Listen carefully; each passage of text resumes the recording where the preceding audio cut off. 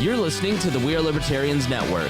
Find more great shows like this at wearelibertarians.com. All right, let's get back to some boring subjects. Understand the risk to our country. Freedom brings people together. You're listening to the We Are Libertarians Network. Learn more at wearelibertarians.com. Welcome to We Are Libertarians. This is episode, I believe, 440, June 9th, 2020. It is, man, there is a ton going on, and we're going to talk about all of it tonight. Going to talk to our good friend Remso Martinez. He's here. Harry's here. We got a hold of Harry. He's been down in the bunker, and Rhinehold will be here. So stay tuned. We'll be back right after this. Warning. This show is for adults, produced by semi-adults. So the language is sometimes strong and offensive. I don't know what I said. Welcome to We Are Libertarians, where our goal is to help you sound smarter while talking to your friends. We examine current events from a libertarian perspective while treating modern politics with all of the irreverence it deserves. There has been lie after lie. We toss out the screaming heads, put people before political parties, and give context to the news to make you think. Now, here's our host, a 15-year veteran of politics and media, Chris Spangle. Welcome to the program. It's nice to see you all. My name is Chris Spangle. Back, man, it's been a week. We haven't done a podcast in a week. It's been months since we've been doubling up, doing all kinds of episodes. And one person that's missed a lot has been our good friend Harry. I'm trying to unmute you, Harry, but you're going to have to do it yourself. Harry, how are you doing? I'm going good. Feels good to be around people and see everyone again. It's nice to see you. I was having dinner and with a lady, and I was saying I can't wait to talk to Harry. It's been like a month at least since I've talked to Harry. So you're never around. It's like you're busy with your job or something. It's really offensive. Yeah. We have actually, work has given us more work than that we could produce. We have broken records on how much stuff we have printed and shipped out. Wow. And it's still not enough. Yeah, and if you want to support them and us, then you can go to wearelibertarians.com and hit up the store. And James Neese will personally touch all of your items. Does Neese still work there? All right, let's move on. Rhinehold, how are you doing? Oh, Rhinehold, I talk to you all the time. Yeah, I never shut up. Yeah, me neither. Been noticed by some people. I know. We were joking in the chat today that 2020 has turned full Ryan Lindsay, and all of a sudden you're the sane centrist in the libertarian movement. I don't know how that happened. Well, I was always the sane centrist. It's just that you need that other side to balance it. There's a lot of on the right? So I honestly can't believe that. I think Donald Trump is a plant from George Soros who is in cahoots with AOC, because I've never seen more white people, Christian conservative suburbanites, talking about woke racial issues and in the right way. And then now they're debating abolishing the police. It's truly a heretic magazine dream come true. Just look at what it took for us to get there the last 3 years. To finally have the plan unfold in front of us. Yeah. And then also joining us tonight is, hey, Remso. I'm like, if you put the text in front of me, I'm going to read it just like Ron Burgundy. It's Remso Martinez, who has just joined the network. He is part of the We Are Libertarians Network with his podcast On the Run, which you can find at wearelibertarians.com or any podcast network. Remso, thanks for joining the network, and thanks for coming on tonight. Dear leader, it's an absolute pleasure of mine. You know, I remember when we were talking about when to air the show, I said, maybe hopefully after Rona is over, because I want to have some non-Rona topics. I want to get weird. I want to get crazy. I want to get personal, hot and heavy with people. So now we're putting out episodes because this is just never going to end. And frankly, when I have topics about people going to jail for stealing Alexander Hamilton's dueling pistols and studying ancient forms of Judaic mysticism, and this is the normal stuff, then everything else is just beautiful. I know. Our current event show has turned into some sort of bizarre... I love the show. I listened to the Alexander Hamilton episode, and it was a wild story. It was... I did not expect it, and you're having this conversation with this, like, very erudite, educated man about all kinds of policy topics in New Jersey, and then all of a sudden, I got drunk on Four Loko, and I went, what? And then and I was wearing a colonial costume. I was like, it was a great story. People definitely have to go check it out. I've always been a fan of the Twilight Zone, but I never thought we'd all be living in an episode of the Black Mirror, and this is what it feels like. It's so strange. When that, of all things, is what's normal in people's lives, they're like, this story doesn't sound like it's out of the realm of possibility. So 439 was my magnum opus. Basically, I got pissed off after watching Donald Trump's thing, opened up all the things that I'd shared on Facebook for the past week and did an episode on it. And I thank you so much, those of you who hit me up and said that it was a good episode. I'm proud of it, and I am never proud of any episode I ever do. I'm hypercritical of myself, so please share that with friends. Really, it seemed to hit people in the right way, so please hit share on that. So I've said a lot about it. I will say, just kind of catching up on the week, because there's just, I don't even know where we start. Do we start with the coronavirus? Do we start with pandemics? Or do we start with the race riots and the racial relations and the ever-expanding conversation about rights? Or do you talk about Donald Trump just being a complete insane person? When we last left you, Donald Trump had just used tear-inducing gaseous substances that was not tear gas, even though a few days later it was confirmed that it was tear gas. And he didn't order it. It was just Bill Barr had ordered the clearing of those protesters who was working for Donald Trump. And he basically, the story has come out now, is Donald Trump, his base was dropping, his numbers are in the toilet, and evangelicals are starting to erode. And so he felt he needed to do something to shore up evangelicals. And so he used gaseous substances that cause tears on peaceful protests, beat them with the batons, including journalists. You watch one journalist from Australia in a video just get beaten as they're trying to clear the park. There's thousands of people who saw exactly what everybody said happened. It's not fake news, even though the Trump campaign said that night, never happened. It totally happened. There's hundreds of people on Twitter that confirm exactly what happened.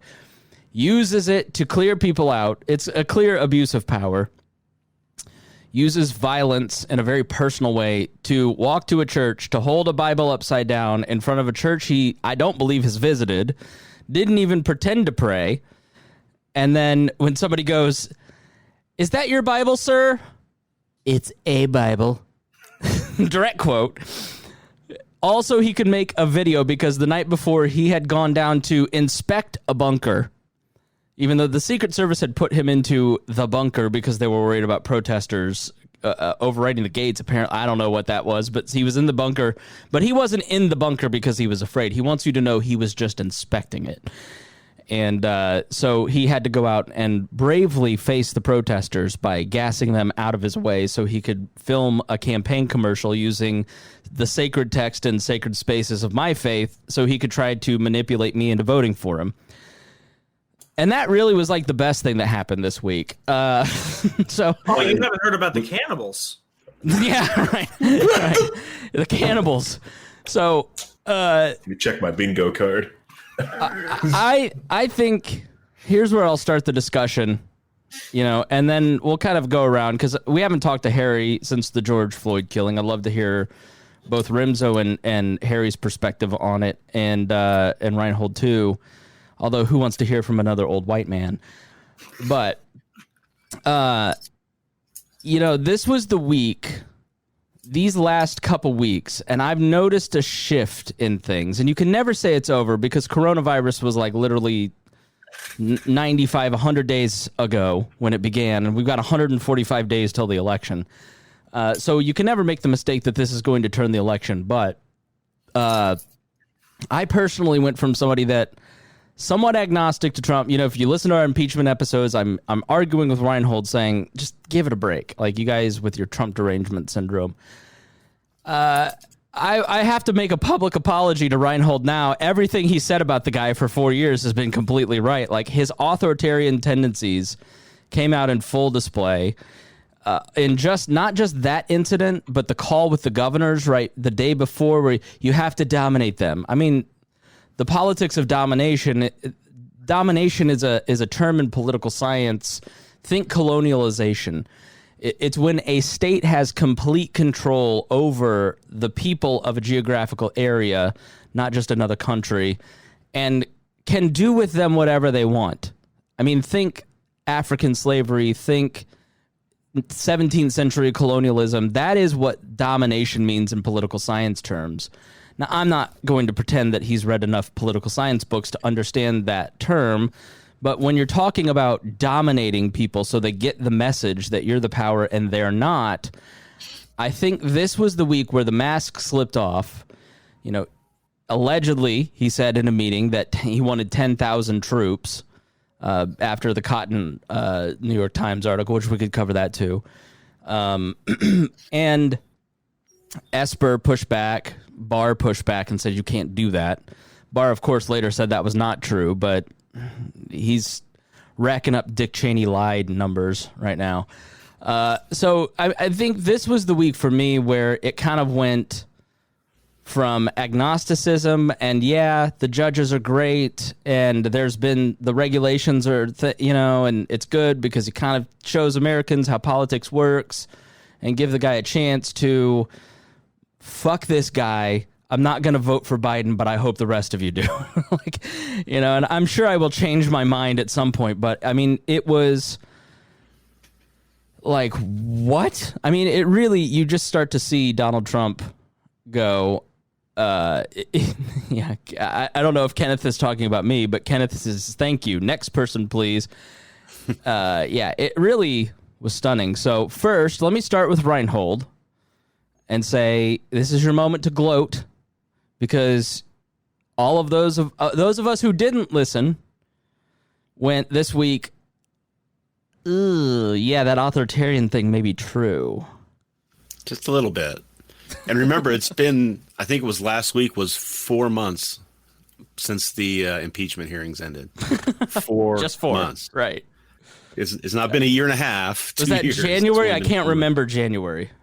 Yeah. And then it's a little crazy. And then what's also interesting is watching the complete implosion that's happening with Donald Trump. He's not stopping. He's not grabbing a hold and catching stopping the free fall. He's diving in and doubling down on it. I mean, today was one of his worst. I mean, it registers in one of his worst moments, but we won't remember it tomorrow. Where the guy in Buffalo who was walking up there, the conservative press has their own narrative because we know what they're up to right now. But the guy in Buffalo, who's a 70-something-year-old man, was carrying a police helmet. Police push him down. He falls backwards. Head starts bleeding out. The police said he tripped and fell. And then in the Buffalo Police Department, basically the story was they said, you're all on your own. And that the police resigned, 54 of them, from a special team and said, if our police unions and our politicians are not going to support us, we're not going to go out and control these riots. But it got reported initially as they all quit the force to support the two guys that beat this guy up, basically. And so Donald Trump releases his name today and calls him an Antifa member. And he's forever changed that guy's life because he will now have reactionaries trying to kill him and blowing up. And I mean, that will follow him forever. And so who knows if he's Antifa or not. But even if it's 100% true, everything he said in the tweet, is it right for the head of the United States government to target a private citizen for their political beliefs and open them up to death threats and the level of harassment that we all know this guy's going to get? That's just a blip in all this. That's just one day. So he's really out of control. We'll forget about it the next 2 days or so when he gives his nice race speech written by Stephen Miller. And he's going to save it with a race speech written by Stephen Miller. Now, Remso, you're of a different persuasion than Rhinehold and I, which we're going to talk about tonight. What's your opinion of Stephen Miller? I'd love to hear what you think, because you follow the news pretty closely, so I'm sure you know what's going on there. It's always been kind of strange because it seems like every other day they just add a new cast to the Trump cinematic universe. And, I'd be lying if I said I was caught up with everybody. What I do know about Stephen Miller is what I don't know. It's the fact that if you're on the right, you have to defend him like it's, a member of your family if you're your last dying breath. And if you're on the left, he's, a white nationalist, a racist, and all this other stuff. I've done very little research on him, but what I can tell you is he might have different opinions than I do on immigration, on law enforcement, things like that. I've never really seen anything that I would say makes me think, oh, this guy hates non-white people. So this whole, oh, he's a racist, he's a bigot, he's a homophobe, he's all this other stuff. If it's out there, then no one's shown me anything that could convince me otherwise. I'm not saying it doesn't exist. I'm just saying that with what I've been able to see, I don't see it. But then again, I see this with really everybody. We're in the politics of absolute destruction. And you mentioned this earlier with the political science definition of domination. In some schools, we called it power politics. At the Helm School of Government at Liberty University, we called it the politics of absolute warfare and other things like that. It's you are inherently my enemy and you are everything terrible in the world just because you're on the opposite side of this when it comes to me. And honestly, I can't really be fazed by any of this. What we're doing right now, and this only becomes more evident because we're in a general election year, is everyone's looking for a savior. Everyone wants Donald Trump to fix everything. Everyone wants Joe Biden to fix everything. And the thing is that we are far too complicated as a country. We're far too different as people alone to require one person to save us. And I even say it trickles down to all forms of government. We're seeing this now. We're seeing massive distrust. And whether or not you've lost faith in society or now you're just really starting to question it, what we really need to do is understand what's really happened. I'm not surprised by the riots. I'm not even surprised, nor am I really angry about what Trump did over near, the church near the White House, because they've been saying they were going to do this. Anyone that said that this came out of nowhere and they were completely shocked, I'm not saying I was ahead of it. They were saying who, what, when, where. Yeah, I mean, it was always going to happen. And when Maxine Waters was screaming at that rally around the midterm elections, and she was like, hassle them at gas stations, hassle them at restaurants, march in the streets and everything, follow them at home, go to their homes, I took her very seriously. I mean, we're seeing people go to Tucker Carlson's house near Georgetown and completely terrorize his wife and kids just because a talking head on TV has an opinion they don't like. I don't like a lot of people on TV. Doesn't mean I'm going to go scream at their houses. When I think that the people in the talking box have actual direct impacts on my life, then I have bigger problems that I'm ignoring to go ahead and focus on that. So I think we're in it to really understand that this is nothing new. This is nothing that's going to be of absolute consequence. Maybe this hurts them. Maybe it doesn't. I think I'm too dumb to really predict how things are going to result in November. But the one thing I will say is this. If before that day you liked Trump, you probably still found a reason to like him. If before that day you didn't like Trump, you just found another reason not to like him. I think we're so far back into our own bunkers, we're willing to justify just about anything to get the results we want. Dennis? Excuse me, Rhinehold? I would take a exception to a little bit of that because I have no problem with seeing certain people in the Trump White House and not hating them, right? Or not identifying them as racist or anything like that. Stephen Miller was outed by having a membership and participating in a neo-Nazi white supremacist group online forum. And I had no clue about that. Yeah, sure. He was not idle there either. He wrote things, right? So they've been calling for him to be removed from the administration for a year almost. It was actually not that long ago. It was like 4 months ago, I think. My gut tells me that Stephen Miller is the guy that wrote the tweet with the segregationist quote in it a week or two ago. Like, I don't think that Donald Trump – I do think Donald Trump is an intelligent person, and I do think that Donald Trump is a genius at PR and getting attention for himself. And I'm not going to pretend that he's a dumb person, but I do not believe that Donald Trump has a firm ideology or an end game. Donald Trump enjoys winning and power and being in charge. I think. So I have a quick question about the group, though. I'm Yeah, I'm sorry. Yeah, so Stephen Miller to me is a person with a specific ideology and a worldview, and is one of those people that is probably taking advantage of his position with Trump and is writing tweets. It's why he's offering to write the race speech. It's a horrible idea because Stephen Miller specifically is a person that has very problematic behavior and quotes, and so this is a guy that you're going to turn to and write your race speech.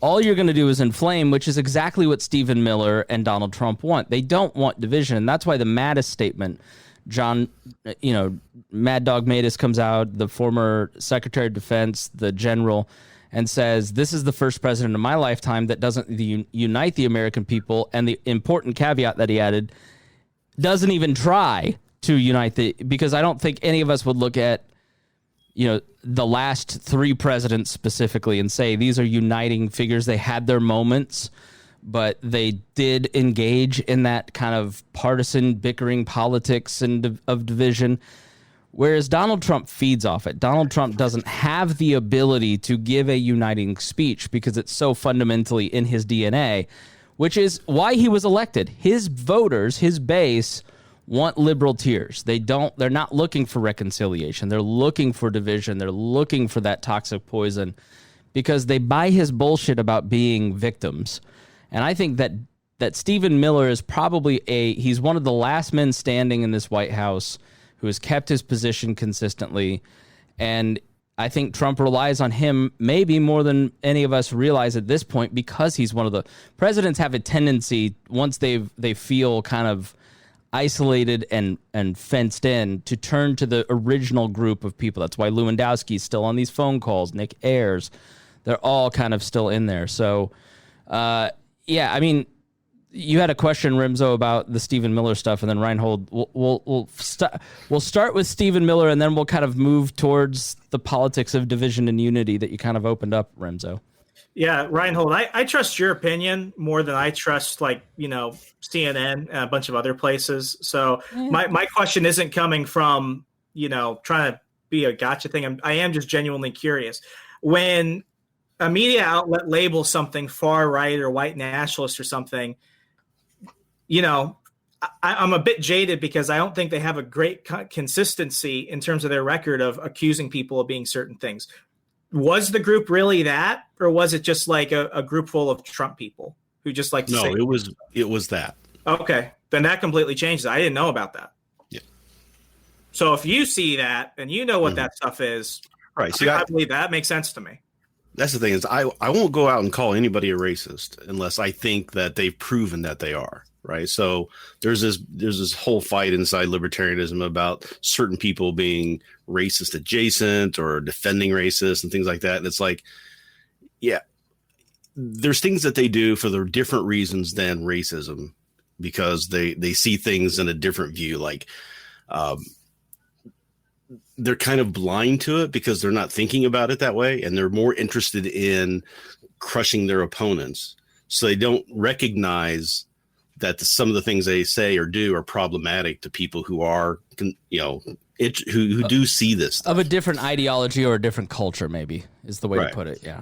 Like, yeah, let me illustrate it. Like, so something like, and I would definitely say that I've fallen into this. Like, we have a Confederate monument that is being removed today here in Indianapolis.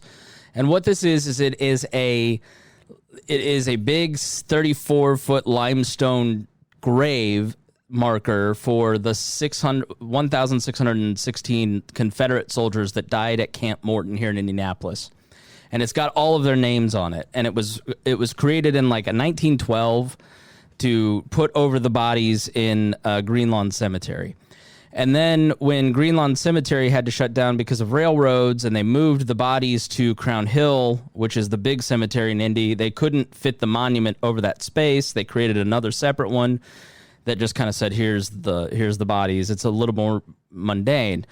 And so the Southern Club of Indianapolis took possession of that monument and put it at the gate of the largest park at the time, Garfield Park, down on the south side.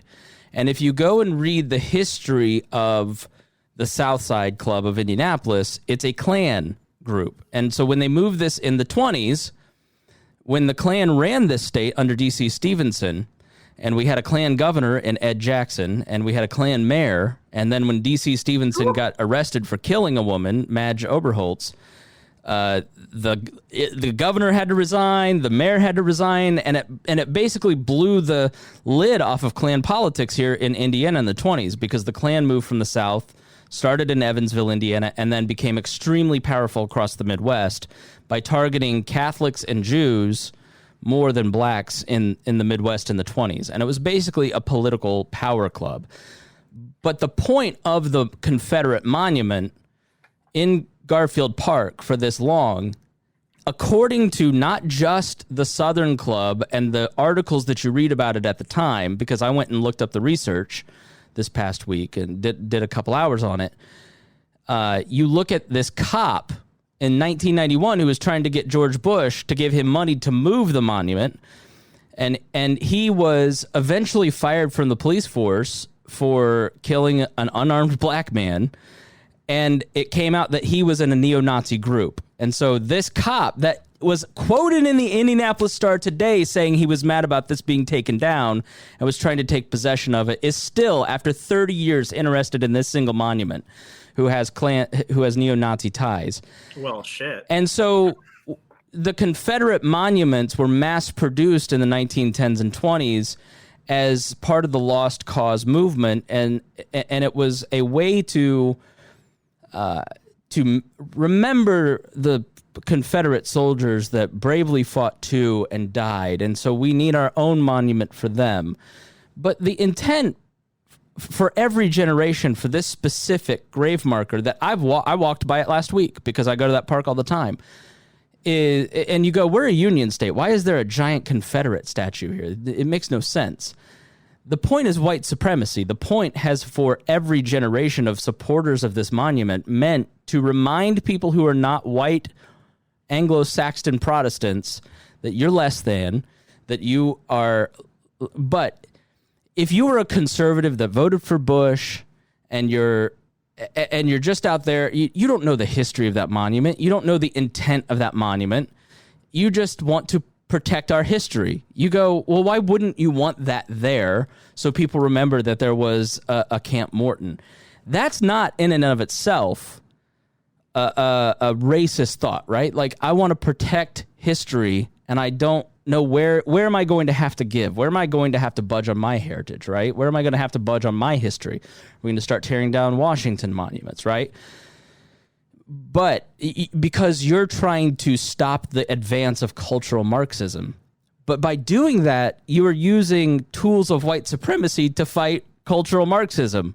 And so what that codes as to liberal people, minorities, people of color, and people who do know the history, they code that as you're a white supremacist. And that's the conversational breakdown that we're having right now, is that people on the right are watching Tucker Carlson. They are hearing things that do make completely logical sense. And Tucker Carlson himself may not, or some of these libertarian podcasters that, you know, Nick can't help but get himself in a fight with in ludicrous displays on Twitter, they're not looking at that history and seeing what maybe Rhinehold is seeing or what maybe Nick is seeing. They're seeing something completely different, operating from a different set of facts. And so that's part of the conversation that is taking place in this country. But in a lot of ways, it's right Christian conservatives who are not willing to have any kind of conversation about any of this. No, I'm not giving up my monument. Sorry, I'm going to protect history. As opposed to doing an hour of research on the monument and going, yeah, look at the cop from 1991 who was trying to protect this with the neo-Nazi ties. Look at the 1960s group who had the Klan ties, who was trying to get this monument beautified. Here's the historical record. It's in the newspaper at the time. Here's the article from the 30s where the Klansmen are talking about the importance of this monument. Here's the article from the 20s and from the 10s. The history of it is very clear, but nobody ever looks at that history. They just look at, I want to protect history, as opposed to trying to discern what this piece of history may mean to other people. And so where I come down on a lot of this is that I don't look at monuments like this being torn down as divisive.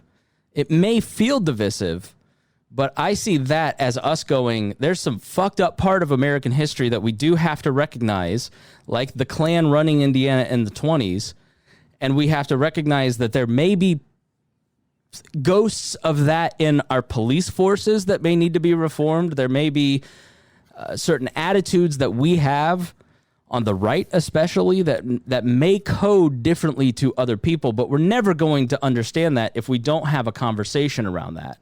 And so what a Stephen Miller does is understand that history and use that history to avoid the conversation completely, to inflame your anger at the removal of monuments, because they're going to steal your history. If you don't fight Antifa, they're going to fight you on your driveway in Avon, Indiana. And if you can't protect yourself because they're going to steal all your guns and then they're going to come loot you, then you have one choice in this election. You have to vote for self-protection. You have to vote for Donald Trump, because if you don't, they may overrun the country. They may overrun the courts. They may overrun your Walmart. They, right? And so part of the objection that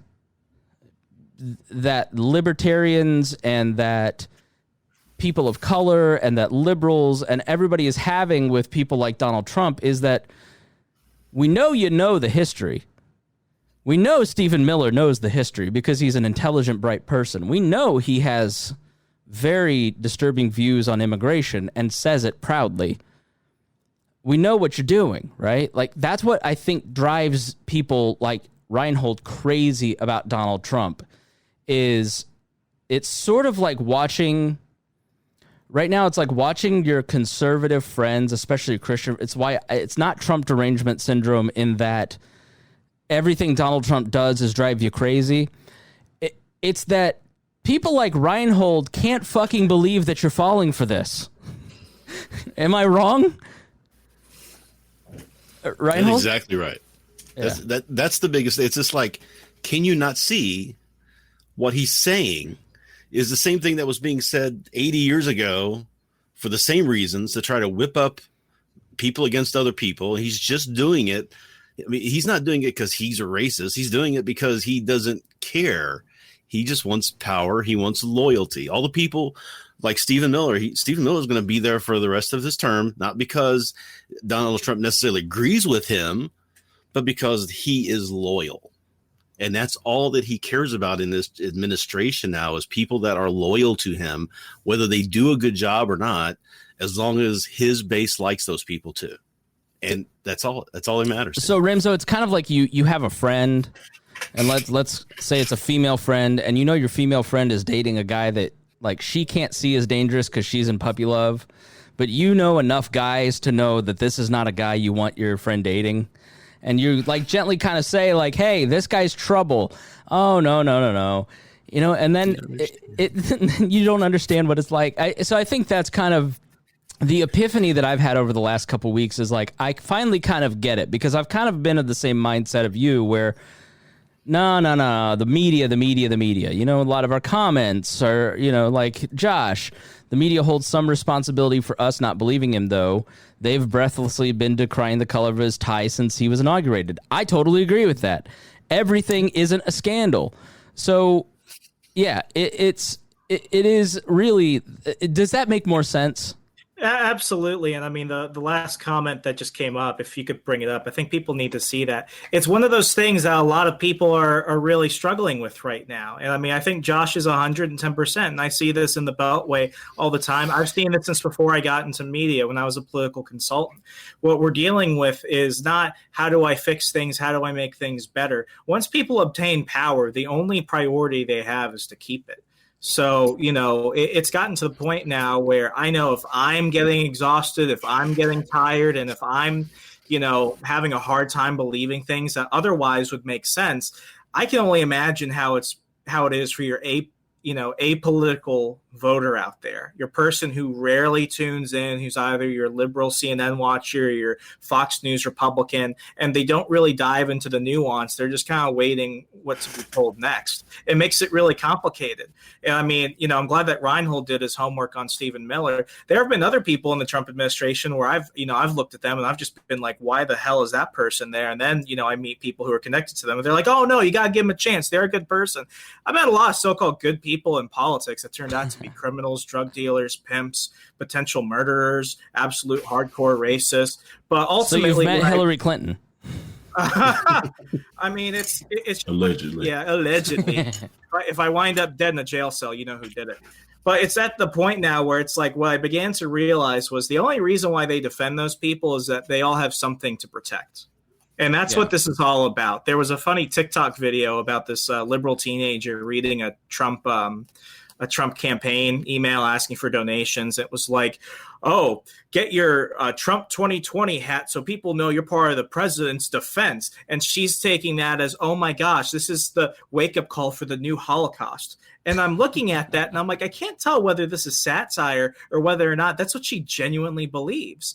But this is where we've come. I stopped being mad at politicians probably like 4, 5, 6 months ago. I had this epiphany. Somebody keeps having to give them permission to go back. We had like Strom Thurmond from South Carolina, I think. The dude was there until he was like deaf, mute, and invalid.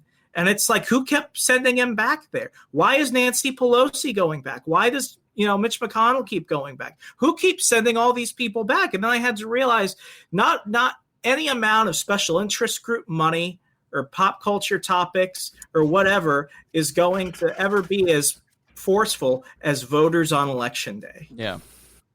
Yep. I've always said that is that we have the government that we want.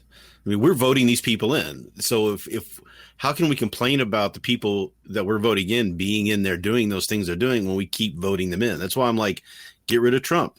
If whoever gets in there next, if it's Biden or Jorgensen or whoever, if they're not doing what you want them to do, get rid of them and put someone else in next. Don't keep sending these people back.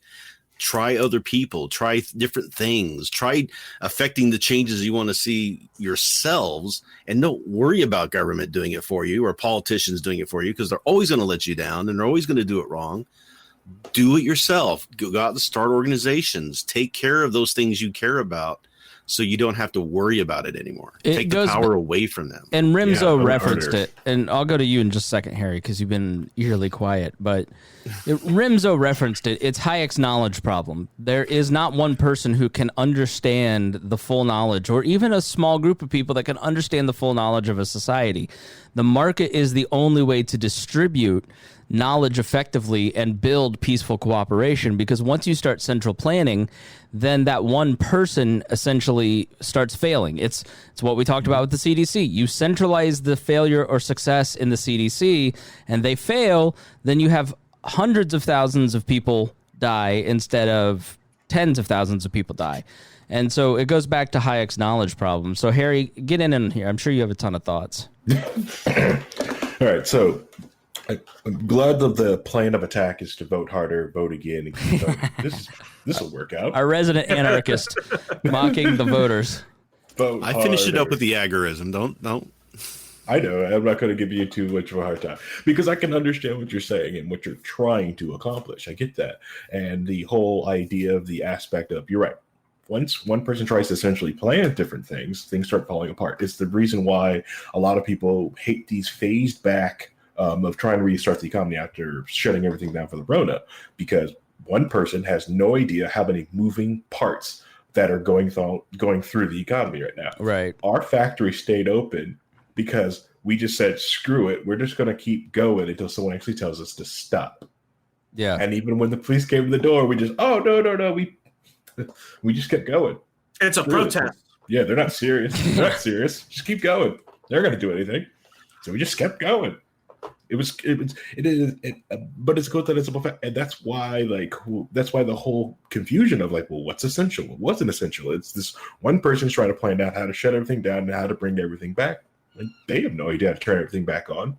There's like, but we can't turn it on back at once. honestly, that's the only thing you can do because you have no idea what's going on out there. Yeah, You cannot the whole tell me idea of a stair step back to society is as dumb as the stair step down. Like someone was, I shared that the World Health Organization yesterday said that asymptomatic carriers are not all that effective at carrying it, and then they said that they are today, and they kind of flip-flop back and forth, and that was a lot of people on my Facebook going, why should we even trust these people? And honestly, after nothing happened after the Michigan protests, and there weren't big spikes around the country after those protests, I kind of went, huh. And I think in a week to 2 weeks, we're going to kind of know. Now, I've seen and heard that while there isn't socially distancing, almost everybody that attends these rallies are wearing masks.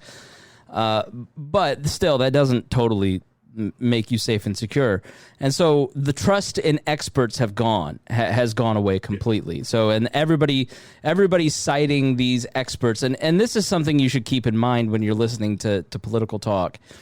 Everybody cites these experts that say protesting to end systemic racism is good. Go ahead and do it. They never say who, how many, where. There's never really any details when it's kind of just talked about the general notion. They're just beating up on the experts.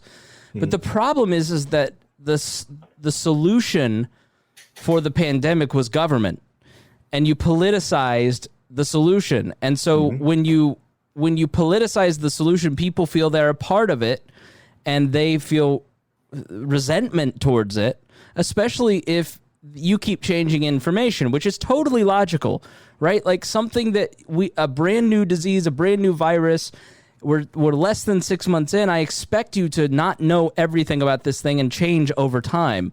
But when people resent you because of the way that you have socially engineered them, expect them to no longer to listen to you, especially when people in your field start saying things like, these protests do matter, so go ahead. If we lose 10,000 people to end systemic racism, okay. That's where it starts to, instead of the private market informing people, letting people be adults, make their own decisions, start to understand the risks, then as information changes, they have less resentment towards the people giving them information because they're not being socially engineered. They're being given information that they can then act on and make rational decisions, Harry. Yeah, it is. You are right. Here in a few days, we're really going to find out if a lot of the social distancing thing, all this stuff, like, and everything we're finding out, we're gonna figure this out. Yeah. In about what's it, like 3-4 days. The other thing with it is, it's not only are they politicizing the cure, they're also politicizing your reaction. So they're going to, you want to be seen as doing something, right? And trying to do the best thing you can do. And I'm doing this for science. And you're also watching how people are doing things because they don't want to be liable, So like, so if you got like you can really find out who, one, doesn't want to be liable, or two, is that it's an election year and they want to be seen as doing something. So they'll get a judge, a sheriff in any type of local terrorists, like, wants to be shown either doing something or either allowing people to defy the lockdown order or going to severely enforce the lockdown order because they feel this is what their base wants. So yes, the political solution to this unknown virus that we all are trying to deal with and learn about at the exact same time.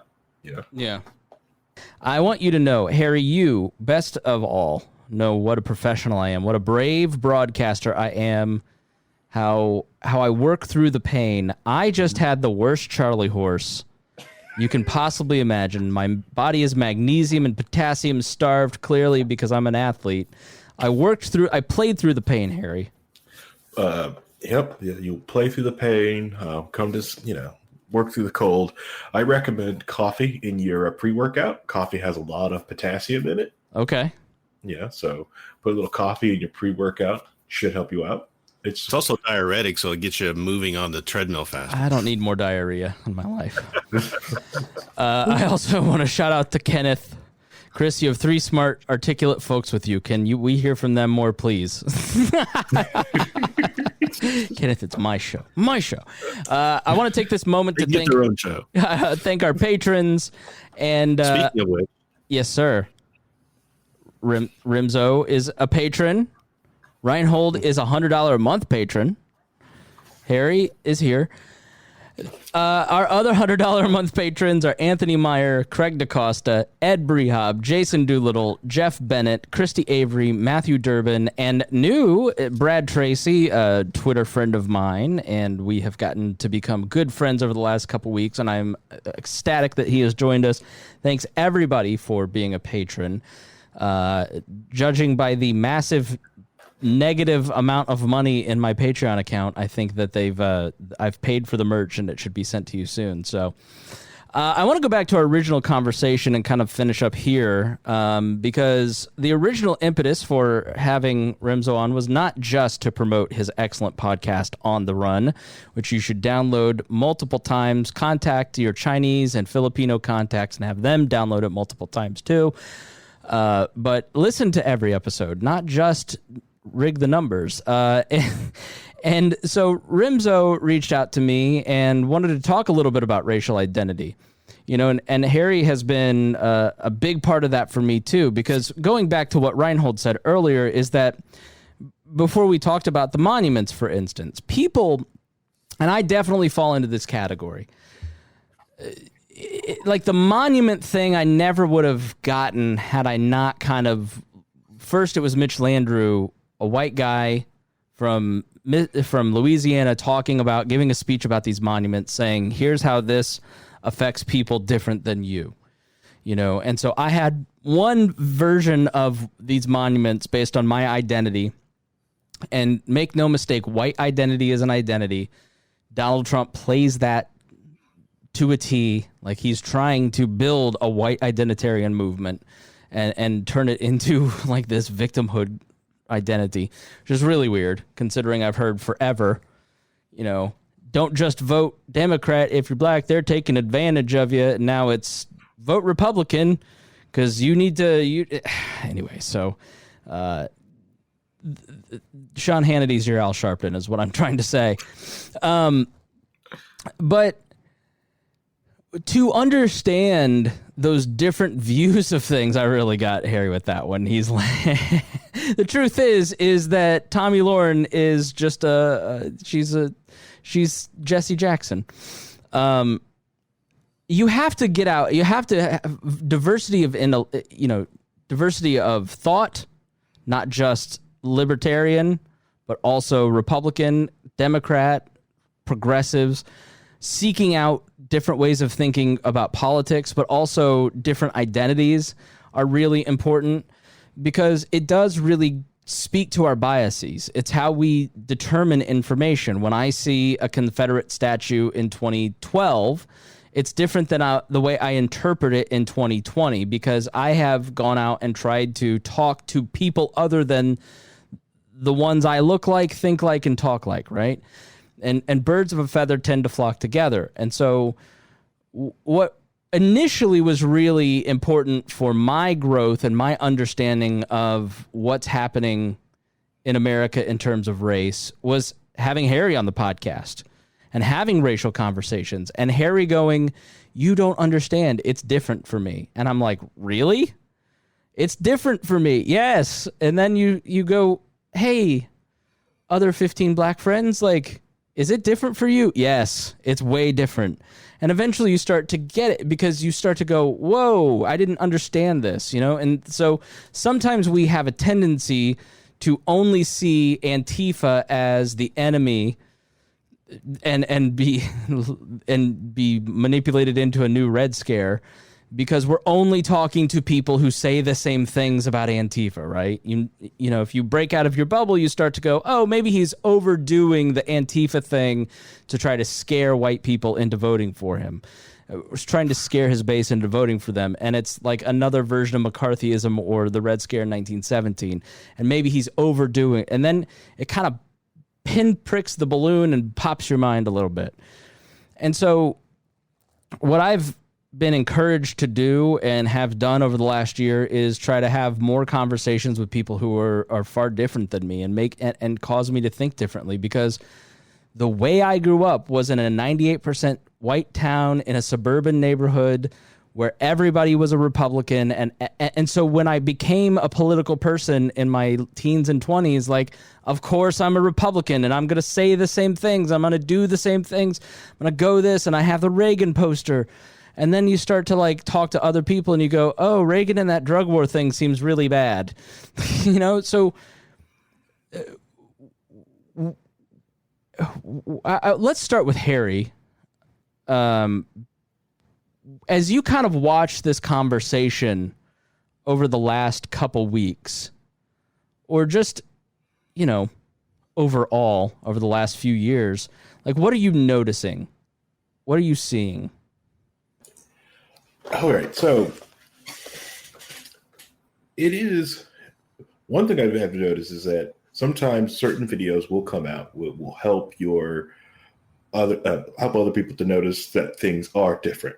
You know, that it even throws my own wife to, you know, like when things are different. Like when I got pulled over here in Madison County, and you know, they asked for my ID and I gave it to her, and then she offered her ID, and he goes like, I don't want that. And I was like, hey, why'd you offer your ID? He was like, well, they always ask for yours when you're riding in the passenger seat.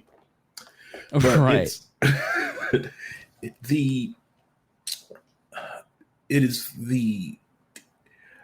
When you first watch the video, you first see the outrage. It's like, okay, here's another one, and this is, and it sucks. That's what's going on in your brain. Like, here is another example, and you're just kind of braced. So like, all right, how are they going to try to defend this? What crazy thing are they going to come up and investigate? And then you just start watching the actual outrage. There, you know, people actually by coming out. Do you mean like?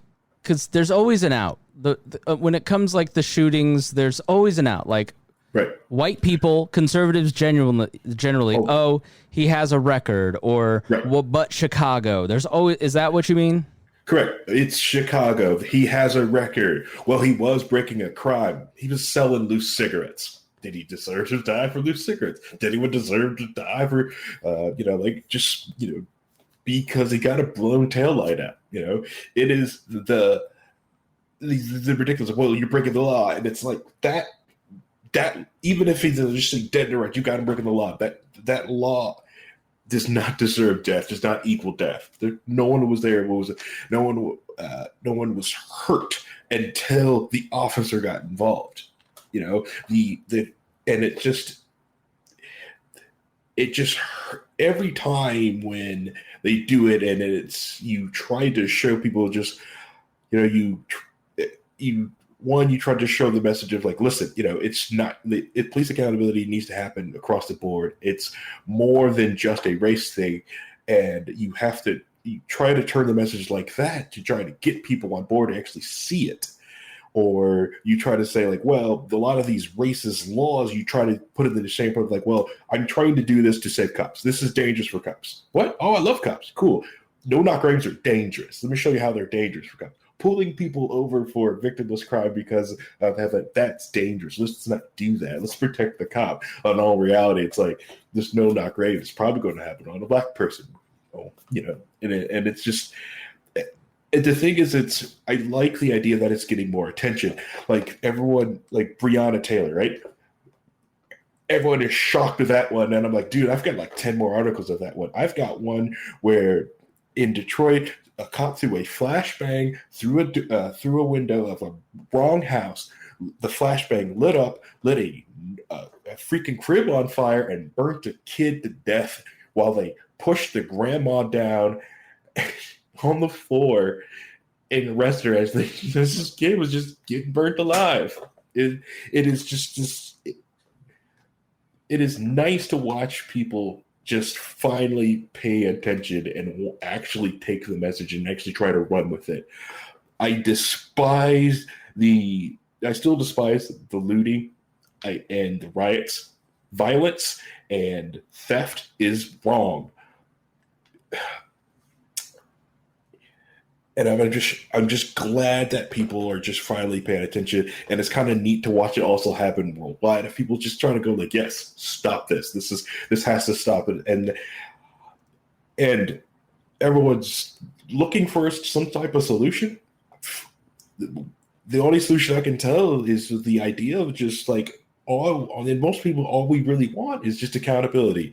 To take away the qualified immunity and that they allow someone to at least civilly sue and criminally sue, and they just have people accounted for charges. It is just crazy when really people start jumping into the data of how awful the different situation it is and how protected these people are. Yeah.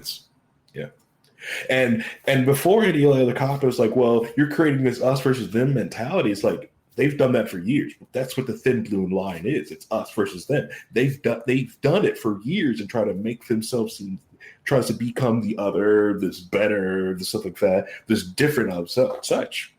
Yeah. They're not. They have a job, and a lot of them also, which they also have a lot of animosity with their community because they also don't live in the community they police. A lot of people are like, well, I know some good cops. Yes, those IMPD officers that some people like, you know what? They probably live in Indianapolis and live close by those communities. Those IMPD officers that are dicks, as soon as 5 o'clock or whatever their shift's off, they're freaking out of Indianapolis. That's why I like Lawrence better, because they actually live in their town. You see them in the grocery store. Yeah. Most of if you don't know what I'm saying, take whatever big city town you have, right? Just get up, find the suburbs, and just watch all the cop cars come in the morning or leave at night. Just watch them come in and out. Those are cops that don't live in your community but police in that community. Because that separation. And so these double wall separation. Have you noticed a difference in the last couple months around this conversation than even, when we were doing the show during Ferguson or Philando Castile? I've noticed in the last couple of weeks. Before it was, it was the same old. People would dismiss it or sprinkle some of the case, but with this George Floyd thing, the people are paying attention and want more information, and they just can't believe they've been blind to a lot of it. And is it that there was such a clear-cut video? Yeah. Yep. This time it was so clear-cut, and that everyone had to pay attention. There was nothing else going on to do anything about. It was just this. There was no sports games. There's nothing. This was the news, and that's so a great we had point. to look at it. Yeah, that's a great point. There's no distractions to it. Right. Rhinehold, go ahead. Yeah, I think it might also do with the fact that we've had 3 instances within a month period of time too. Mm-hmm. Right. We had Aubrey, and then we had Brianna, and then now we've got, this one. And it's like the first one was starting to kind of bubble and people were paying attention to it and arguing about it. Then the next one happened. And while people were outraged about that one, this happened. And I think that kind of helps. Mm-hmm. People start to go, oh, wait a minute. This isn't a once in every 6 month thing or once every year thing. This is something that's happening with frequency. Mm-hmm. Plus, I do think that the fact that it was front and center for the news and people were trying to find anything else to talk about other than the COVID stuff. And then this popped on the scenes. I mean, for a while there, we were talking about murder hornets, right? Mm-hmm. That lasted a few days. It still didn't get us where we wanted to go. Right. This popped up, and now I think everybody was just looking for something else to think about or talk about. And they started to get it, and they started to think about it instead of just dismissing it or hearing the talking heads telling them what to think about it. Yeah. Go ahead. I think we were like watching the video, and you just kept you always just kept waiting for cops also do the other tactic of where they try to stop the filming, right? Put a squad car between the camera and the person filming, tell them to back up, go after the camera footage. It's a 17-year-old girl that took that footage and kept it rolling for 9 minutes in front of cops that were killing him. I mean, the courage by her. Yeah, the courage by that girl is amazing. Mm-hmm. And then to have the one of the policeman's attorneys ask, well, why didn't somebody, if we were supposed to help stop this, why didn't anybody else do that? Why didn't the civilians come over and stop him from killing this guy? And I think everybody's like, you would have killed them, right? Yes. And if any of those officers, 2 of those officers were being trained by Chauvin. So they were on a training run with this guy, and he was responsible for training them. It's apparently been a huge issue. And I think people are listening at a rate that is totally different. Like I went to Amazon last night and was looking at they have the anti-racism books and like the suggestions, half of them are sold out. How to be anti-racist, white fragility. That is white people buying those books. I guarantee it. And if you don't listen to the Pat Down, please do, because we talk about this in this week's episode. And Dion made the point. He goes, people ask me all the time, how do I fix it? I don't know. If I could fix it, I would fix it. But when there is no accountability for police, and they keep doing the same thing that they've been doing for literally the entire history of this country, and it never gets solved, it never gets fixed, and the government won't hold them accountable, it's up to the people to hold them accountable. And that's the majority that has to do that. And you aren't doing your jobs, white America. You're the ones that have to fix it. You're the ones who have to step up and start listening. Reading a book like White Fragility, which I bought, I know it's going to be uncomfortable, right? Like, and I know that there have been times on this podcast and on the Pat Down podcast where I don't want to seem racist. I don't want to be a white liberal wearing, a Ghana scarf or whatever, Nancy Pelosi. I'm not trying to be insulting, and I'm not trying to offend anybody. I'm trying to be empathetic, but I haven't known where to start, and I don't think most white people, they don't have an idea of where to start, and they haven't really been motivated to do it. And so now they go, no, this is the last generation. We're not doing this again. I watched LA 92, and I'm seeing the Rodney King footage, and those people saying the same things that the protesters now are saying. My parents could have done something about it, but they kept voting the same way. You look at the Watts riots. My grandparents could have done something, but they didn't. They didn't pay attention to it. And I think our generation kind of wants to say, this is the last generation. Now, Remso, you reached out to me because you have a very unique perspective. Harry is a black man in America. Rhinehold and I are white. You come at it from a totally different perspective. I'm a racial platypus. You have a nice bill, sir. Yeah, and I do want to say, I didn't know about the Tulsa bombings until my brother and I were watching Watchmen on HBO. Yeah. And that's in the first episode. And I'm like, this isn't real. And he's like, yeah, it is. And that shocked the living shit out of me. That the move I had to bombings. learn it from watching the Watchmen, of all things. Yeah. The Tulsa race bombings, the move bombings in Philadelphia in the 70s.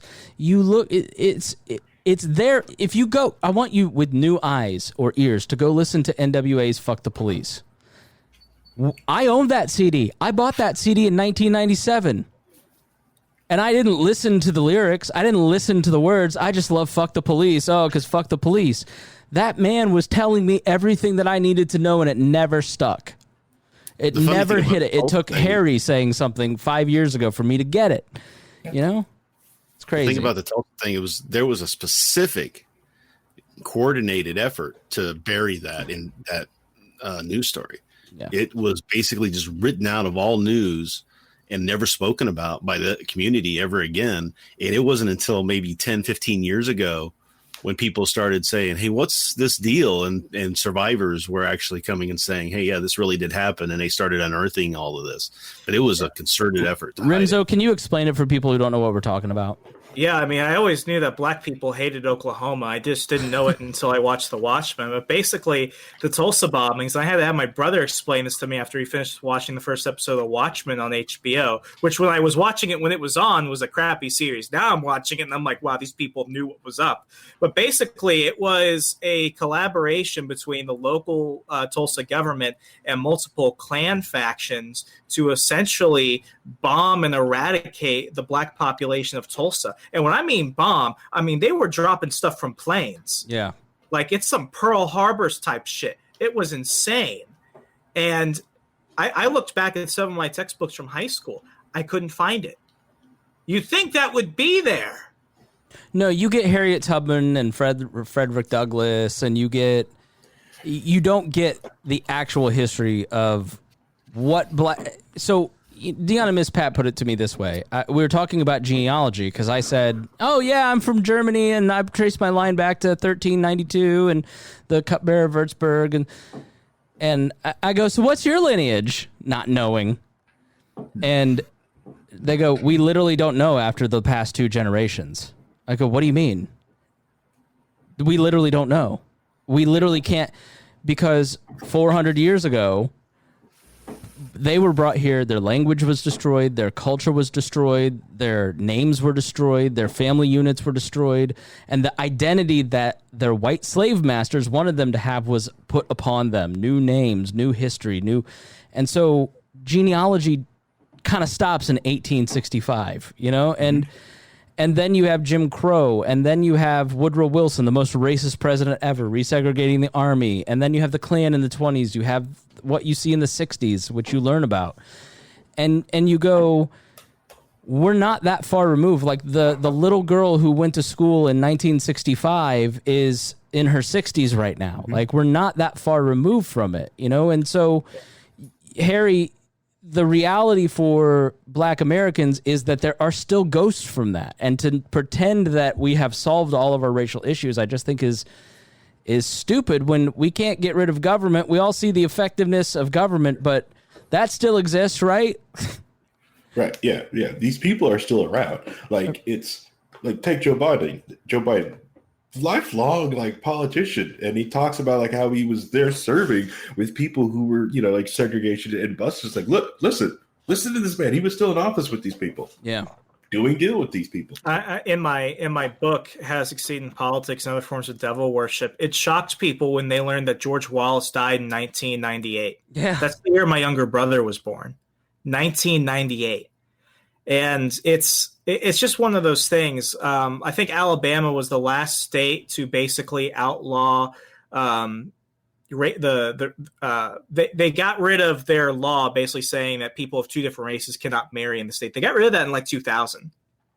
Like that's 20 years ago. Alabama in 2000, yeah, the interracial, to remove from the Constitution the ban on interracial marriage, 40% of Alabamians voted against removing that.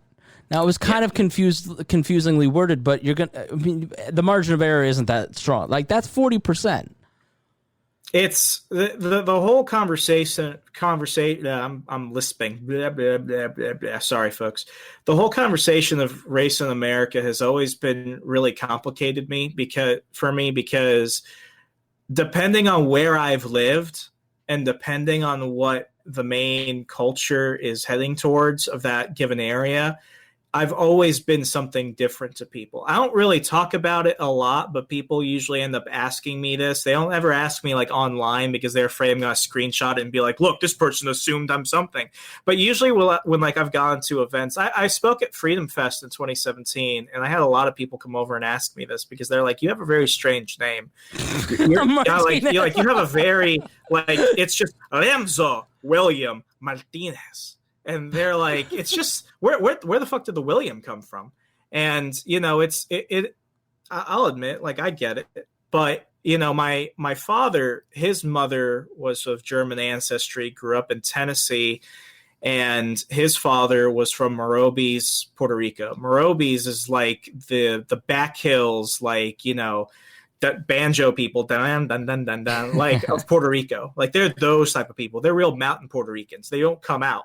And that's his parents. And then for my mom, her mom is full-blooded Korean. Her dad was a WASP, a white Anglo-Saxon Protestant from New York and Michigan.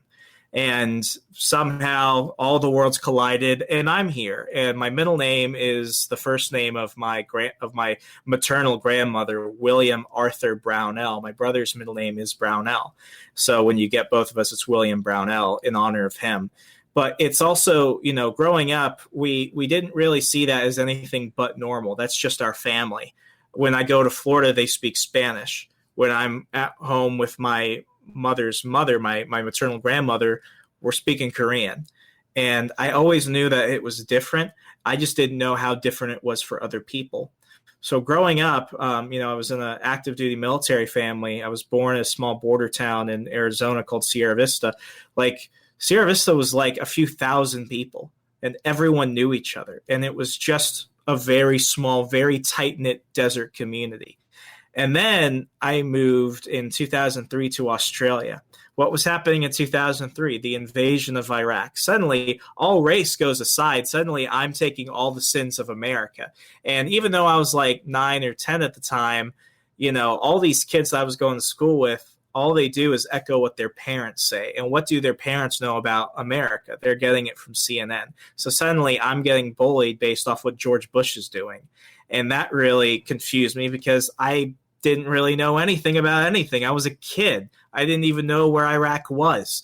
Fun fact, Saddam Hussein was captured on my birthday. And, it was just really funny. And then I remember coming back to America in 2005, and I was like, I'm looking forward to coming back to the States where things are normal. And my definition was we don't just randomly put the sins of other people on others. And what do I know? I come back and I move to Kansas, and suddenly I'm Mexican. And it just really bugged me because it's like, I'm not Mexican, I'm Puerto Rican, I don't even speak Spanish. But according to the people there, I'm Mexican. And then what happens a few years later? I moved down to Fort Hood, Texas, and I go to school. Now, there are real Mexicans, like real Spanish speaking.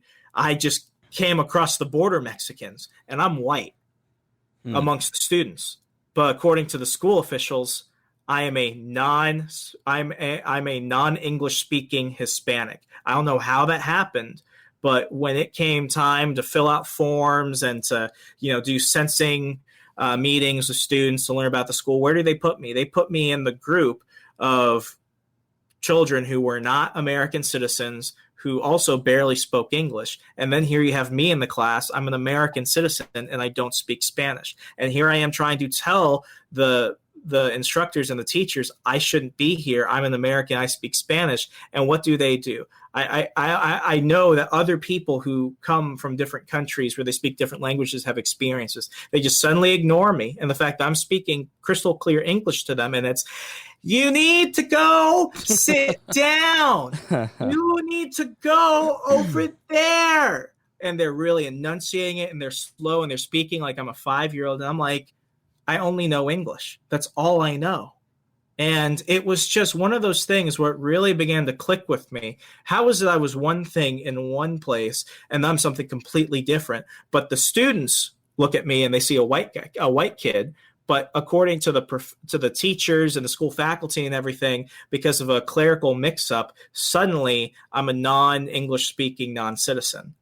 And then things just get stranger because then I move over to Virginia, and I've been here since 2007. And Northern Virginia is very multicultural. I'll say it's even, doubled in its population of people from overseas just in the past 5-6 years. I love living here. But it was also very strange because in high school, people really only hung out with people that looked like them. And it was always very strange for me because here I am. I was one thing elsewhere and I'm another thing over there. And now I'm here and I'm not going to go sit with the kids whose parents are day laborers who barely speak English. The white kids make fun of my name. The one thing that actually helped me was the fact that I was a giant comic book nerd. And you know who loves comic books? Black people love comic books, as I learned. And I go and I hang out with most of my black friends because we would trade and read comic books. And it looked kind of strange. I know that the teachers would look over and be like, oh, is a fight going to happen? Because you have a non-black kid sitting at the black table. And that's how they referred to it. That's where the blacks live. That's where the Colombians eat. That's where the white kids from, the neighborhood across the street where all their parents are former defense contractors live. Is a fight going to break out? And it was always just so strange. And it's been a struggle I've had really my entire life that I wasn't cognizant of until I went overseas as a child. And then I came back as an adolescent. And it's something I still had to deal with. I lived in Alabama for 2 years. I went to Marion Military Institute outside of Selma, Alabama. And let me tell you, living in the Deep South, everyone's going to ask what you are if they have no clue what you are. Really? And it's been, it's opened up a lot of conversations with people. It's closed a lot of conversations with people. I've been at places where I was the minority hire and I lost. And then, I lost some jobs because, we want somebody with more diversity. Well, what does that mean? Is that culture? Is that race? The thing that always bothered me growing up, especially in high school and college, was when they give you forms where you have to go ahead and write down, what you identify as. And I really don't think a lot of Americans, and I might get a little testy here, but white liberals really can't tell the difference between race, ethnicity, and cultural identity. I think they really struggle with that. And I say that only because please. the term Latino was made up by white liberals in academia. Because Explain you go that. anywhere else in Latin or South America, and Latinos aren't real. Right. Can you explain that a little bit more? Yeah, absolutely. I mean, depending on the form, I bet we could Google forms where it's like, racial identity and stuff. You've got Asians and Pacific Islanders. Well, what do you really mean by Asians? Are you saying people that are from, Upper Asia, like the Koreans, the Chinese? What about the Japanese? Are you saying that Asians are the same as people from India or Pakistan? And then why do you go ahead and put Pacific Islanders in there? Tom Woods in his book, Historical Facts About America, They Don't Want You to Know, or something like that, he basically tells people that a lot of predominantly white communities, when they were making up these standards for how to identify which groups of kids are doing better, they saw that Asians were better. Predominantly Chinese and Korean students were doing better than predominantly white students. So what they did was they put, Pacific Islanders who historically have not done very well in terms of test scores and things like that. They lumped them in with the Asians to go ahead and bring down the overall Asian score. And then what they do is they have white Latino or white non-Latino. And it's like, well, what do you really classify as a Latino? Because Latinos don't really know what Latinos are. Latino is not a real term. And now they're calling it Latinx to make it, gender neutral. And it's like, you're just making up more things. It's like, subtle hypocrisy with more steps. And it's like, well, I think that I'm white sometimes, but I've been told by other people, I was told by adults quite often, that I'm not white and that I'm dealing with an oppressive white culture. And then, the thing that's always been a trouble for me is when I tell people I'm a Republican or I'm a libertarian, suddenly I lose all my minority points. And suddenly I'm part of the white privilege problem with America. And it's like, but, according to where I am, I'm either white or I'm not white. I can't tell people I really don't know what I am sometimes. And it's not because I'm trying to be facetious. It's just because it's almost like I'm a Rorschach, and people put what they assume of me and how I look, my complexion. I'm usually darker when I'm out in the sun, or my name, and they apply to me what I am. And it's like, there's like, am I going to defend myself? Do I have to pick something? Why do I have to pick? Chris, sometimes I wish I was 100% something. Sometimes I wish I was full on Asian. Sometimes I wish I was full on Hispanic. Sometimes I wish I was full on white, just so that way I could deal with less bullshit from people. But the truth is, and we discussed this as we were chatting the other night, I'm part of a large and growing population of the United States, which is multicultural and which is multiracial. And they don't have a place in this conversation. Yeah, I mean, millennials are 40% multicultural, multi-ethnic. I think so often it's kind of like, oh, well, white privilege isn't real. White privilege. I guess the way to put it is that I have to learn about this stuff. I haven't had to experience what Remso and Harry are like what you two have just described to me are complicating factors that I don't have to go through. And I don't know how to account for that. I just know that, like, my racial identity has never played a single thing, like, other than the conversations I'm having about race. I don't have the same complicating factors that you guys have. I mean, so I guess you have to explain to me how you view that. But, like, I just have figured out, like, wow, that's a really complicated story. I mean, how does that play into your psychology, Remso? It's one of those things where whenever I was starting a new chapter in my life, whether I was at work or at school or something else, I always knew that's going to be one of the first things that come to people's minds. When I started dating my girlfriend, and we've been together for 5 years, that was something that did come up with her family, because we started dating, and then I didn't meet her family for another 5 months, and she didn't meet mine until a few months in, because my family drove down to Lynchburg for my birthday. She didn't know what my family was like. So next thing she sees my parents, two very good looking people that have, very light Caucasian complexion. And the complicated thing is my brother also makes things complicated. My brother, Remso Martinez, award-winning producer for our show, The Witching Hour. And he has brown eyes and blonde hair and the palest complexion ever. And he speaks Spanish. I don't. That freaks people out. So she saw that, and she was expecting, who was she expecting? Tomato pickers? I don't know. But I know when she saw my parents, they were not what she expected. And then when I met her parents, I'll never forget her mom's face, because her some people in her family were like, Martinez, like, who is he? Where is he from? And then when I met her mom around Christmas, I brought flowers, and she looked at me, and she kind of paused. And I kind of paused for a second. I'm like, oh, she's looking me up and down, like, what's going on? And then it's like, some weight was lifted from her shoulders. And I'm not going to assume what she thought, but I spoke to my girlfriend about it later. And she was like, yeah, Mom was thinking you were probably more Hispanic than you are. And I laughed at that. But then, I love her mother. Her mother's been great to me. She's treated me remarkably. We have a great relationship. But that was one of those things I had to think of when we were first getting to know each other. Would that have been a problem if I was? And I'll never know. And I don't think she's prejudiced at all. She's one of the nicest, caring, most sensitive, compassionate people I've ever met. But it's always going to be one of those lingering things that was there. I'll tell you, one of the funniest moments of my life was when I was an intern at the Media Research Center. I was in Newsbusters, and I had the guy from Newsbusters Latino come in, and I knew who he was because he was the only Hispanic person in the room, in the entire building. And he comes over, and he's like, Remso, hello, it's great to meet you. And I stand up. And I'm like, what can I do for you? He's like, I have something I want to ask you. And I lost my shit. I was like, no, I know what this is because I've seen it before. I'm nobody's token anything. I don't even speak Spanish.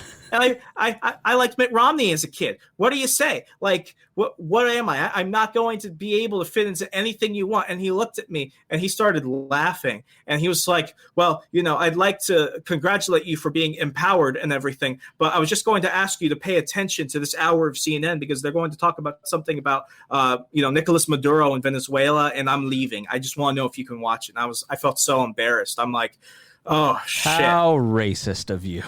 How racist of me. And yeah, it was funny, but but that knee-jerk reaction is a part of your psychology.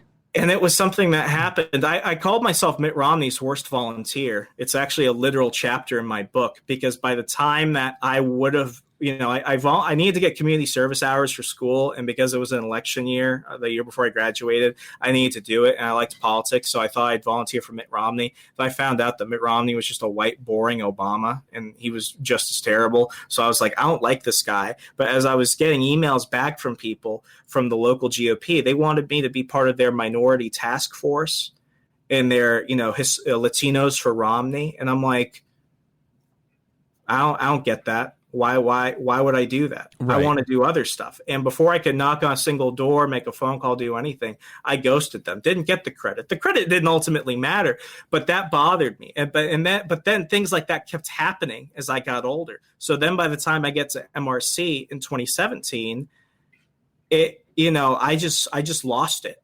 And I felt incredibly embarrassed. And, now I look back and I'm like, maybe it had to happen. But it's something that I've gotten better with handling because things like that did come up. On one of the campaigns that I was staffing for in 2016, they asked me to be part of their, Latinos for whatever his name was. And I said no, because there's nothing Latino about me other than part of my racial heritage and my name. Because, if I had to pick something, I'd say I'm more culturally Korean than anything. Right. I know I've never been to Puerto Rico. I don't speak an ounce of Spanish. In fact, when I had to learn a language in school, I chose French because my parents were like, you got to learn Spanish or Korean. So I chose the language of neutrality. Wave the white flag. Harry, do you want to talk about your relationship at all? Well, with what do you mean? Because he talked about some of the complicating factors, and I wonder if that resonated with you at all. I have had some, and you're free to say no. I mean, Yeah, but I don't think mine was really questions. It's like I remember having the realization when I was in college one time. It was just kind of hit me, and I kind of like destroyed the white liberals next to me, and they're sort of like, "What's?" And I just sit there going like, "I don't know if I'm here in college because of my merit or affirmative action." And there was just, I took the air out of the room, and I just had let that off my chest. Like, no, Harry, you're incredibly intelligent. Like, yes, I know that. I don't know that. It's just one of those unknown knowns. The other thing is this happened a week ago here at my job. We had a huge, massive meeting, and our boss decided wanted to talk about the Floyd stuff. And he said, and so I'm in a room with a bunch of just quote unquote full blown Asian guys and white people, and it's just me. Did you get a lot of hugs and apologies? Well, luckily it was just a Zoom call. All right, good. And I just had to everyone turn around and apologize to Harry.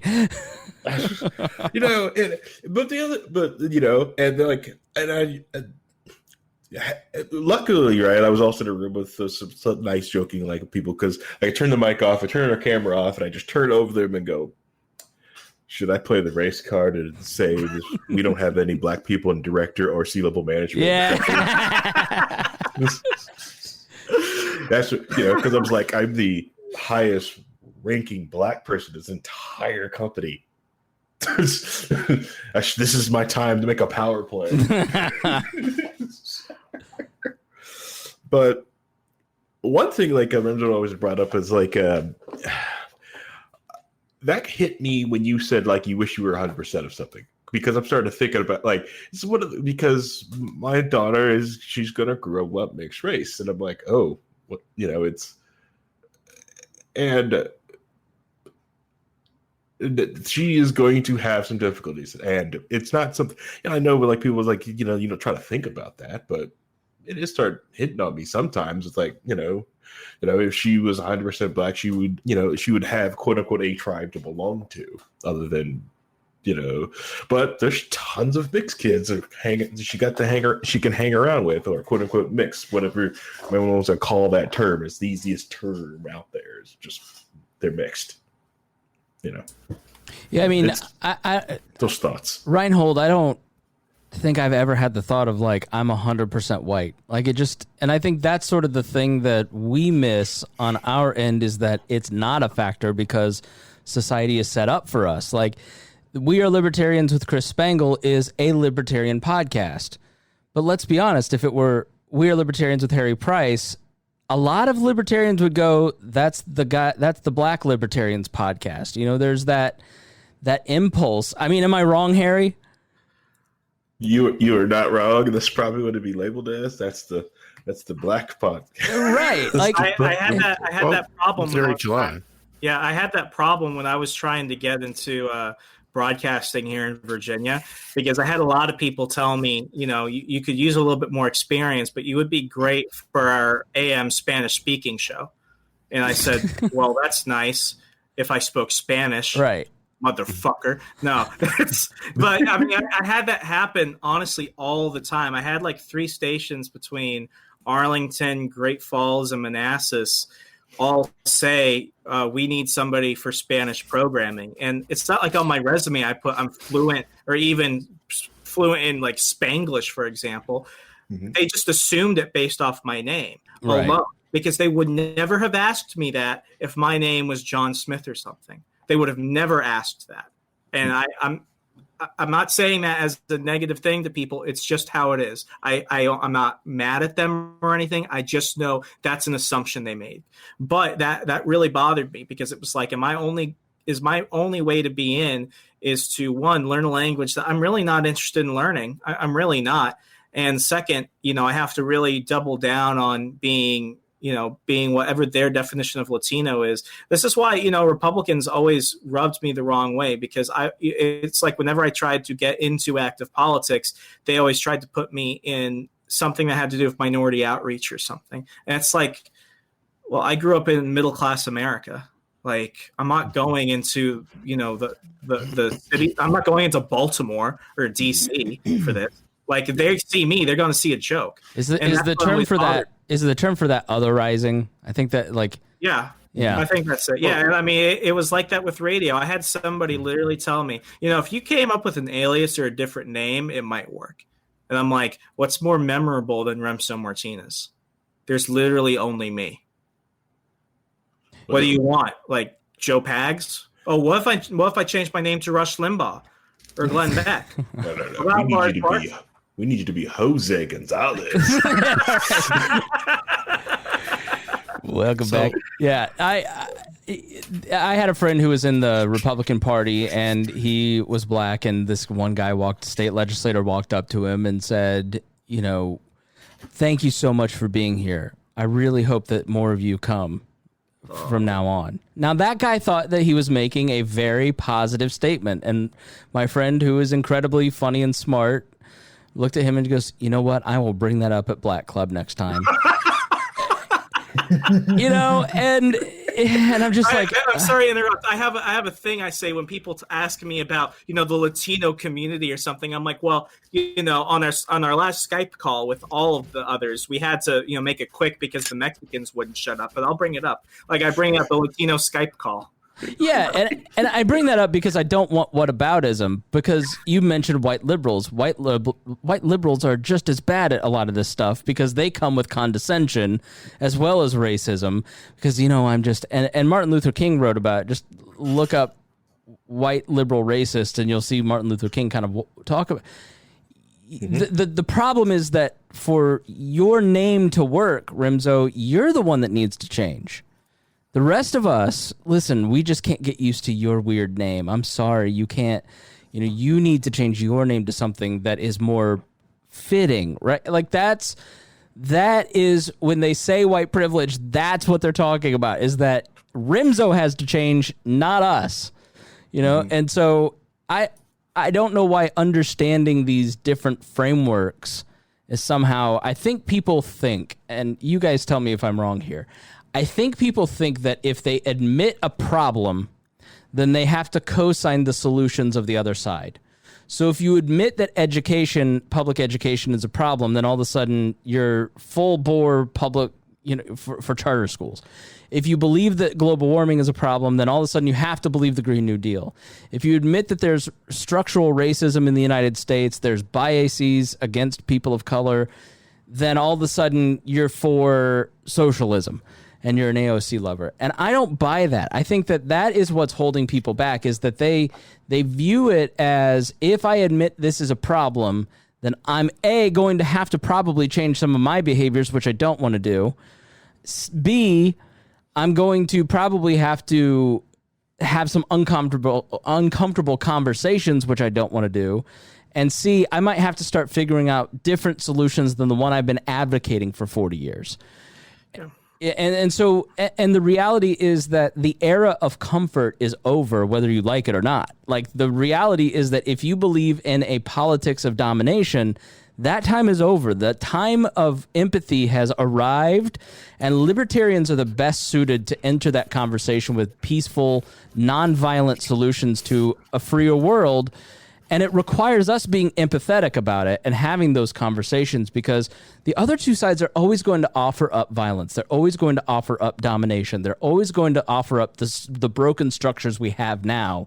Whereas if libertarians can lean into this and start having the conversations that we need to have, then maybe we have a chance at deleveraging those other two sides from their position of violence and starting to have a more empathetic world. I look at the last decade. You look at the advancement in attitudes towards gay people, the Me Too movement, and the change in attitude that people have towards women, the change in attitude towards race. These changes are good. The idea that I will live in a society with other people that have different cultures, different values, different belief systems than me, it's just how it is. Like, it exists, and you can no longer use the state to force the outcomes that you want. And so if you're still buying into violent solutions, like, I think that we need closed borders. Well, I'm sorry, you're just not, you've lost. Like, the world of video cameras and cell phone cameras and pictures of kids in cages, you've lost. Police brutality and law and order and gassing people for political photo ops and campaign ads, you've lost. That world is over. And so the world is nonviolent. The world wants nonviolent solutions. They want peaceful cooperation.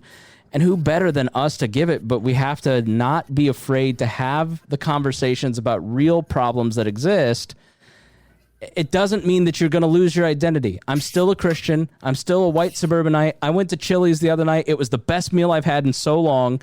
Like, I'm like being white, Christian, conservative leaning, libertarian. These things are not going to change in me just because I'm on a podcast with Miss Pat, who is of a completely different culture than me.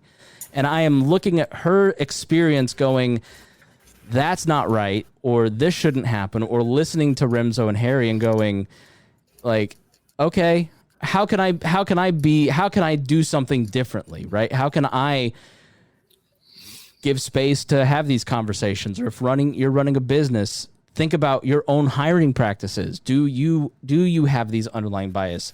Admitting this stuff exists doesn't mean that you're going to start voting for AOC. I promise.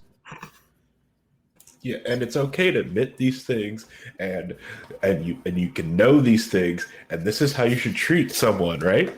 The same way you would treat anyone else. Right. Don't treat us differently. Don't give us special privileges. Do nothing with us. Leave us alone. Let us do what we need to do and treat us like a regular person. I'm not asking. No one's asking for special treatment. I'm sorry, but this is going to be awkward now. Dennis and I are going to wash your feet. Yeah. So it's just no, it's not gonna happen. No, we just have to say sorry to Remso and Harry, and so we're going to wash their feet. I pay someone to do that. So don't touch me.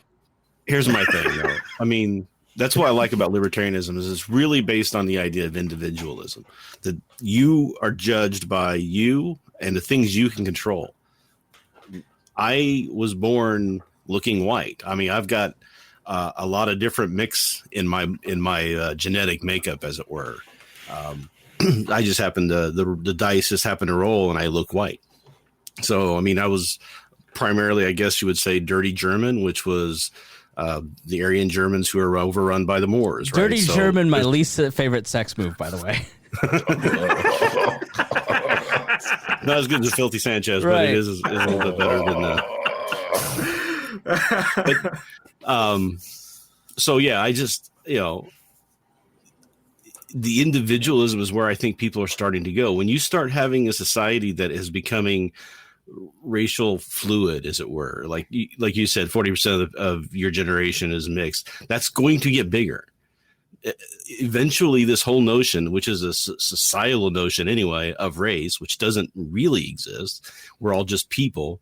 We all come from the same origin point, right? We can trace it back. We know who that was. So Noah. Adam and Eve. The aliens, Chris. Eve. The aliens. Shut up, sinner. Well, descendant of the gods. Okay, yeah. All right. Yeah, Harry was a descendant of the gods, but the rest of us, we came from the other stuff, the breeding stock. But we all came. We just diverged because of isolation and movements and things like that. We're coming back together as a society as a world, because we have a lot more movement now. So people are going to start intermingling and intermixing, and the whole race thing is going to go away. You don't want to limit your gene pool, right? You want that gene pool to be bigger. Look what happened to the Europeans when they started trying to really isolate and limit their gene pool. It really wasn't a good idea. So you want to broaden that. The same with social ideas, cultural ideas, different thoughts, different ways of viewing the world. The more differences we have, the better as a race, a human race, we can become. As a society, we can become. Embracing that is what we really need to be doing, and not trying to blame one side or the other. A lot of people are upset, I think, because they're afraid they're going to be blamed for all the sins of the past. It's like nobody cares about the sins of the past in you. Nobody's going to assume that you did anything wrong 100 years ago. But we want you just to recognize what's going on around you now. And that's where the frustration is, because people are resistant to that. So I don't know. I just, all right, I always see things as when I check those boxes, which I hate those boxes on those forms, because I just think it's not the government's business what my genetic makeup is. I don't want to give them a 32andMe sample so they can have it on file. I will never do one of those. I check other. I don't want them to know it, and they don't need to know it. When I fill out my census, it's never answered on that. on that form. I always put in number of people who live here, and that is it. That's all they need to know. So let's start seeing each other as individuals who have all different ideas. I know people who are different races who feel like they get stuck into this is what my culture does, so I kind of have to like this, or I kind of have to want to do that, when they really don't want to, right? You don't have to be beholden to what genetic makeup you happen to be. That's not who you are. Who you are is who you choose to be. The decisions you make in your life, the things that you care about, the things that mean something to you, that's who you are, not the way the genetic code happened to happen, or what side of a line you were born on, or any of that stuff, right? And until I think society starts to move in that direction, that's when we're going to start seeing actual progress being made in this. And I'm hoping that we're getting closer there with what's going on. I don't think we're going to be there yet, though. I think it's going to take another generation or two, but I think we're getting there. All right. Thanks for white-splaining, dirty oppressor. Yeah. No, I think there is on all sides, and even on the right, and Trump is a master of this, and it's why if you look at our Instagram, it's a lot when we post, especially with Heretic and Ryan, when he posts something that's like how to be a good ally at a Black Lives Matter rally, and like it blows up the comments because all those right-leaning young libertarians who are 17 and think Paul Joseph Watson or Ben Shapiro are libertarianism, they can't handle it, they can't process it because this is leftist. Well, they're viewing things in terms of identity. They're not viewing things in terms of ideology. You know, we tend to float based on our identity towards the right or the left, and get seduced by that group. But as people who believe in individualism, you have to hold to the ideology and understand the basic principles, not get persuaded by issues either, because people go, I like this issue, I don't like this issue, and so people drift a little bit. One note, Les has a great suggestion for Remso's name if we're going to change it. Carter Spinwright Woolworth III. That is catchy. I laughed so hard. Esquire. So, no, that was not white-splaining. That was legit. Well said. I was just teasing. Our oppressor. Yeah, I mean, Rhinehold, he said what I've been, crying out to people for years, but never really had the words to say in many situations, because all I ever wanted to just be actually, here's a quick story and I'll stop on my tangent. I was interviewing for a job for a weekend show in Charlottesville, Virginia. And the guy who was the program director and hosted the Monday through Friday show, he asked me, so what do you want to be? You want to be like the next Rush Limbaugh? And I told him, no, I just want to be the first Remso Martinez. And he paused for a second. He said, that's the first good answer I've ever gotten from somebody.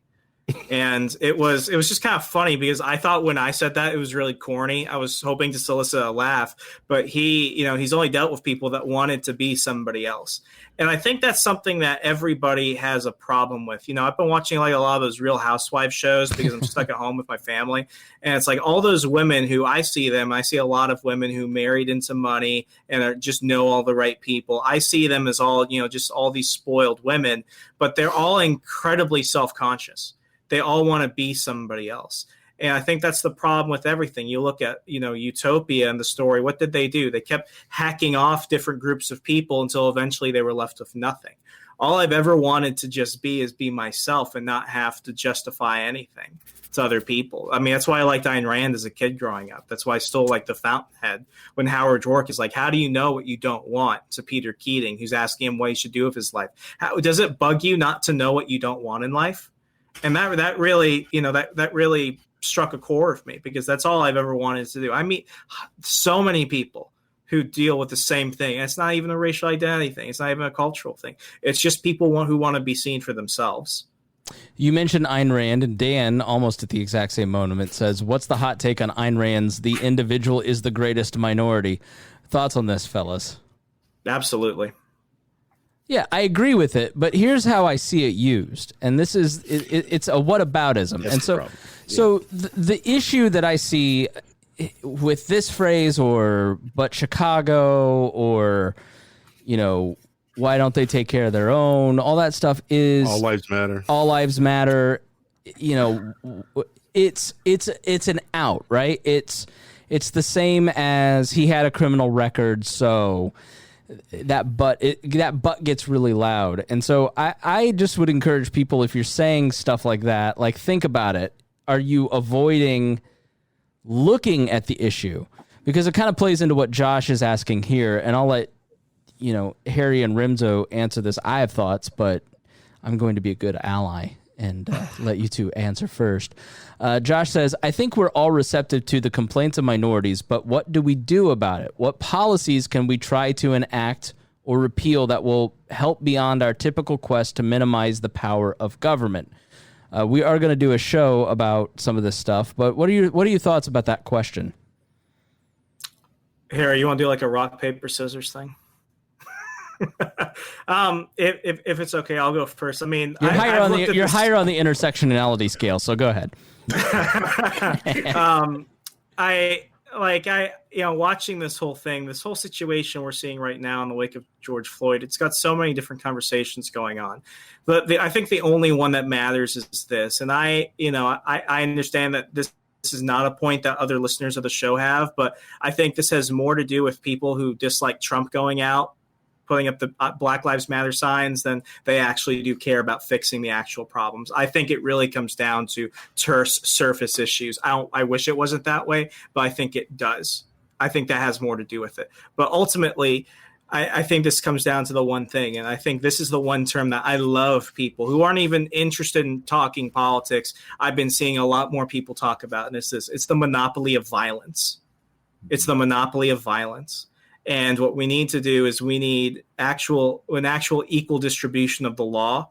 What we need to do is we need to respect individual rights and understand, if you wouldn't be comfortable giving your worst enemy a gun to point at you, imagine how they are if you're pointing the gun at them. It's not the fact that, people liked the Patriot Act when George Bush did it, and then when Obama did it, they didn't like it. It's not the fact that now Trump is in charge of the surveillance state, and now they liked it when Obama was doing it. It's these monopolies of force that ultimately bring out the worst in us.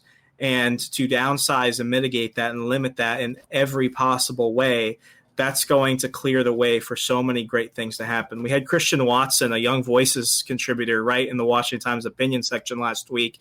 If you want to go ahead and help, Black people growing up in urban cities understand, one, the people running those cities, and he never said Democrat. He just said, those people in cities want to run how you operate your business. They want to run what you could do with your property. If you just got out of their way and let people voluntarily associate with each other and make money, amazing things would happen. Oh, and not that it should matter. Christian Watson is a Black man. So, I mean, white liberals, there's your answer coming from the community that you say you care about.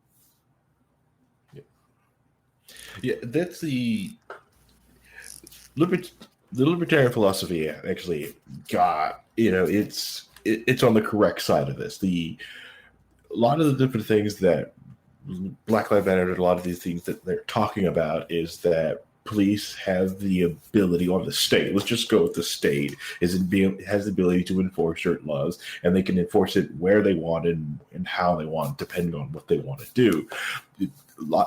It is easier to check boxes off and look good and get reelected as a prosecutor and look tough on crime. So what's the easiest thing to bust? The easiest thing to bust is someone who is not going to lawyer up, does not have huge connections to get a big stink on Twitter or on the golf course, and I don't have to hear their mouth when I go back to the Columbia Club. So who doesn't have connections at that? Usually it's going to be in the poor neighborhood. So I'm going to hit the white poor trailer park, and I'm going to hit the black poor neighborhood. So having laws be able to harass these people to have boxes check off, I think that will help out. I think that's one aspect of it. So yes, you could say that, yes, it's the typical, like, it's going to be this exact same talking points of that libertarians have gone to, but more of understanding that you need to be able to wrap it and come with empathy on the person that you're talking to. Coming with it very static or or just not trying to feel, put emotion who people who are not trying to wrap it together for that, then you're just going to seem like, you kind of push them away. They're not going to want to listen. Yeah. And Dan wanted us to mention he definitely didn't intend to use the Ayn Rand individual greatest minority thing as a cudgel. We all agree with it. I was using it as an illustration because it's counterproductive to use it. And I think that's my answer. And that's the thing that I've kind of like, that's where I'm at with the conversation, is that to be heard is a fundamental human right. And what you hear most often when you watch the news or you read interviews is, I just want you to hear me. I just want you to see this video and hear what we're saying. I want you to understand. I don't want you, like you said, come with a static response of all lives matter, or the individual's the greatest minority, or take care of Chicago first, as if black people are not concerned with black on black crime, which is just insane. Right. What they want is for you to give a fuck. And when you say all lives matter as an out, and I'm not going to have this conversation, you're basically saying, I don't give a fuck. And I think one of the biggest reasons that we didn't mention when we're talking about why is there this big surge of this conversation, it's that so many white Americans in March and April and May, for the first time in their adult lives, felt the economic insecurity that most people of color feel every day, or that the poor feel every day of any color in this country, because all of a sudden, holy shit, the government is taking away my job. The government is doing something to me that I can't control. They're pointing guns at me unnecessarily. I don't agree with this. This isn't fair. I'm going to protest. And then you go out and protest, and 80% of the country went, I don't give a fuck. I'm not listening to you. And then you get mad because nobody's listening to you. And so they just want you to care. They just want you to listen. They want you. They're not asking you to. I'm sure there are people who are going to want to use this to usher in a socialist government. Okay, I get that, right? But that doesn't mean you have to go along with that part. But it's separate the problem from the solution and come at this with an open heart, because they're your fellow Americans. They're human beings. They're people. The experiences that Harry and Remso are talking about tonight, that sucks. And what behaviors or language do you use, or reactions to people of color do you have that you can change? I had to learn this when I was dating. I needed good female friends to say, look at this text message. You're being really passive aggressive. That's really gross. This is awful behavior. You're being controlling here and here. And you don't know. Like, you don't realize, because you're just operating from the same position that you've always put. Like, and then you had to have someone who is in a different, who is not of your group, going, you're doing this thing that I hate. You're doing this thing that everybody hates. And the second I started talking to my female friends, my dating life got instantly better, because all of a sudden I was taking personal responsibility. I was checking myself. I was going to therapy to deal with the insecurity that led to that passive aggressive behavior. Right. And so I had to check myself. And so has my life gotten much richer because I did that thing that fixed me, that led to better relationships with women, that I treat them more respectfully? Absolutely. Is my life better because I have chosen to start paying attention and giving a fuck about racial issues? My life is better. Empathy and love always makes your life better. And I think that's, for me, the thing that how can I, we love to look at the government. We are obsessed with the government as libertarians. So what's the government need to stop doing to fix this problem? The problem isn't the government. You got to stop blaming somebody else. It's you. You're the problem. You're voting for the wrong people. You're treating people the wrong way. You're not hiring people because of certain biases that you're not even cognizant of. Like, you're not paying attention. You're saying all lives matter. You're the problem. It's not the government. Yes, it is the government. There are things we can change, but in issues and matters of the heart, there is no law that can be repealed, and there is no law that can be passed that can fix an issue of the heart. It has to start with personal reflection. And so that's where I would say start, because that's what racism is, an issue of the heart. Harry? I was going to get to just say, I despise the whole, when someone says Black Lives Matter, and when someone goes well, what about black on black crime? And it's well, the black guys shooting other black people, one of those people are criminals. So what are you calling these cops? Are they really to call them criminals? Are they a criminal gang? Because that's who's doing that, and it's So I just get enraged when I hear, not enraged, but I just feel like it's a little upsetting when they say that, and it's. What is it about what upsets you when you meet that static response? Well, it's like I said, it's because what about black on black crime? Like, well, that's criminal on innocent people. Okay. So, and that we feel unprotected by the police. So when you bring up black on black crime, okay, how are the police not helping us protect innocent? That's what their sort of goal is supposed to do, but they're too busy busting nonviolent offenders. You feel the exact same way when you get pulled over by a state trooper for doing 5 over a speed limit. Like, why are you pulling someone over on a this victimless crime when there's easily these police resources and stuff like that can be used to stop your quote unquote angry offense of being black on black crime, and you're trying to compare. And then to me, it's like I think you're don't, because it is like that block. You don't want to see it because you keep bringing up black on black crime, but it's like, but I'm talking about police. This is what we're talking about. So either you do see them as criminals and you don't want to admit it. It's a block on your own head. And let's take it a step further. The police are only enforcing a law that was passed by politicians that you voted for. Mm-hmm. Yep. You Correct. made choices that led to black on black crime because you put the gun in their hands. You put the gun in their hands. Yep. And just to sort of try to answer the question a little bit, that, I'm not going to do as good a job as everybody else probably, but my thought is just make sure you're starting to pay attention if you're not already, right? So one thing that really kind of woke me up a little bit, as it were, to certain things that were going on that I didn't notice because I'm appear to be a white man, just walking around doing my thing, and we get it. You have a big penis. Unfortunately, that's true, but it's a pain. But anyway, the thing I noticed, I was with my wife before we were even dating. I think I was just kind of hanging out with her, and she needed to go buy a car. She went to go buy this car from this dealer, so I took her, and she was talking to the guy, the salesman, and I was standing kind of a little bit behind her up against the car because I was like, this has nothing to do with me. This is her buying the car from him. She would ask him a question, and the salesman would turn from her, look at me, and answer. Right. And she was afterwards, she's like, did you see that? And she was just so incensed by it.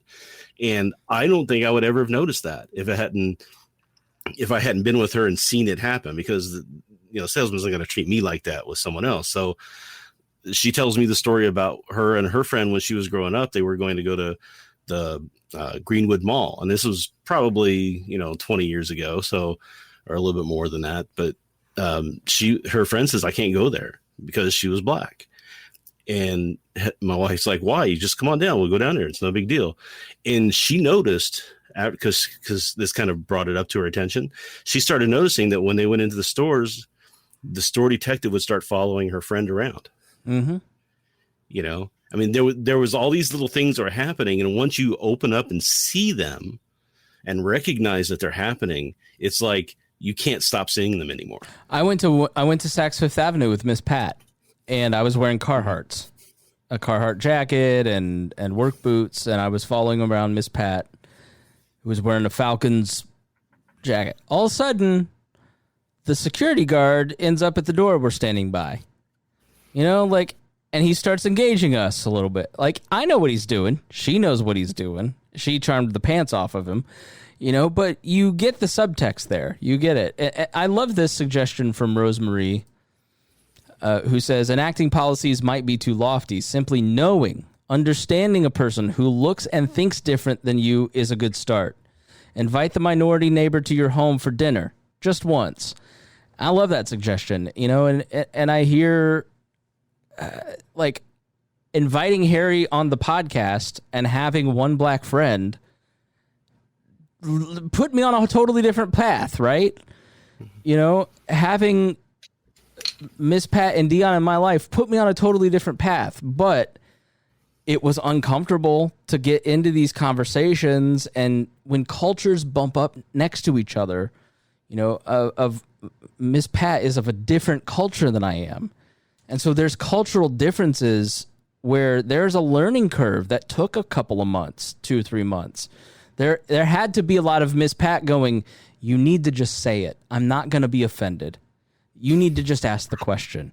Like, I'm not going to think you're racist. Like, because in my mind, like, when I read Rosemarie's suggestion, like, they're just going to know I'm inviting them over because they're black. And that feels racist. I mean, and Harry, maybe it is. You tell me. We've always joked you're racism insurance, but I would think that as long as good intentions are there, that's going to be met with good intentions. Yeah, it's all the races. If you make it racist, okay, and you invite them over because they're a friend and you want to know something about them, then it's okay. You're not treating them any differently. This is someone new, okay? Yeah. So I went on a date one time, my junior year of college, with this one girl who was Peruvian, total smoke show. At the end of the date, she said she didn't see us going anywhere because I wasn't Hispanic enough for her family. Yeah. And I looked at her and I was just thinking,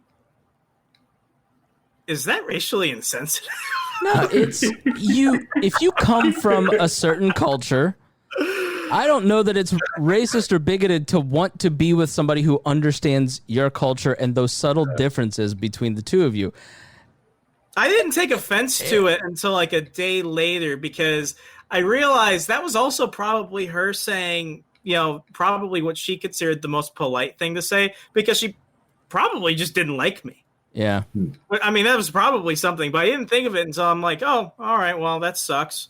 And then I'm driving and I'm like, not Hispanic. What the fuck? It's funny though. Just not enough.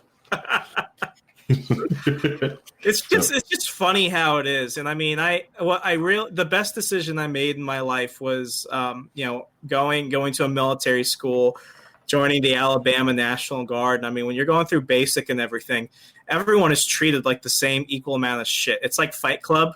You're just trash. You're just trash. I mean, my closest friends were people who I probably would have never been friends with otherwise.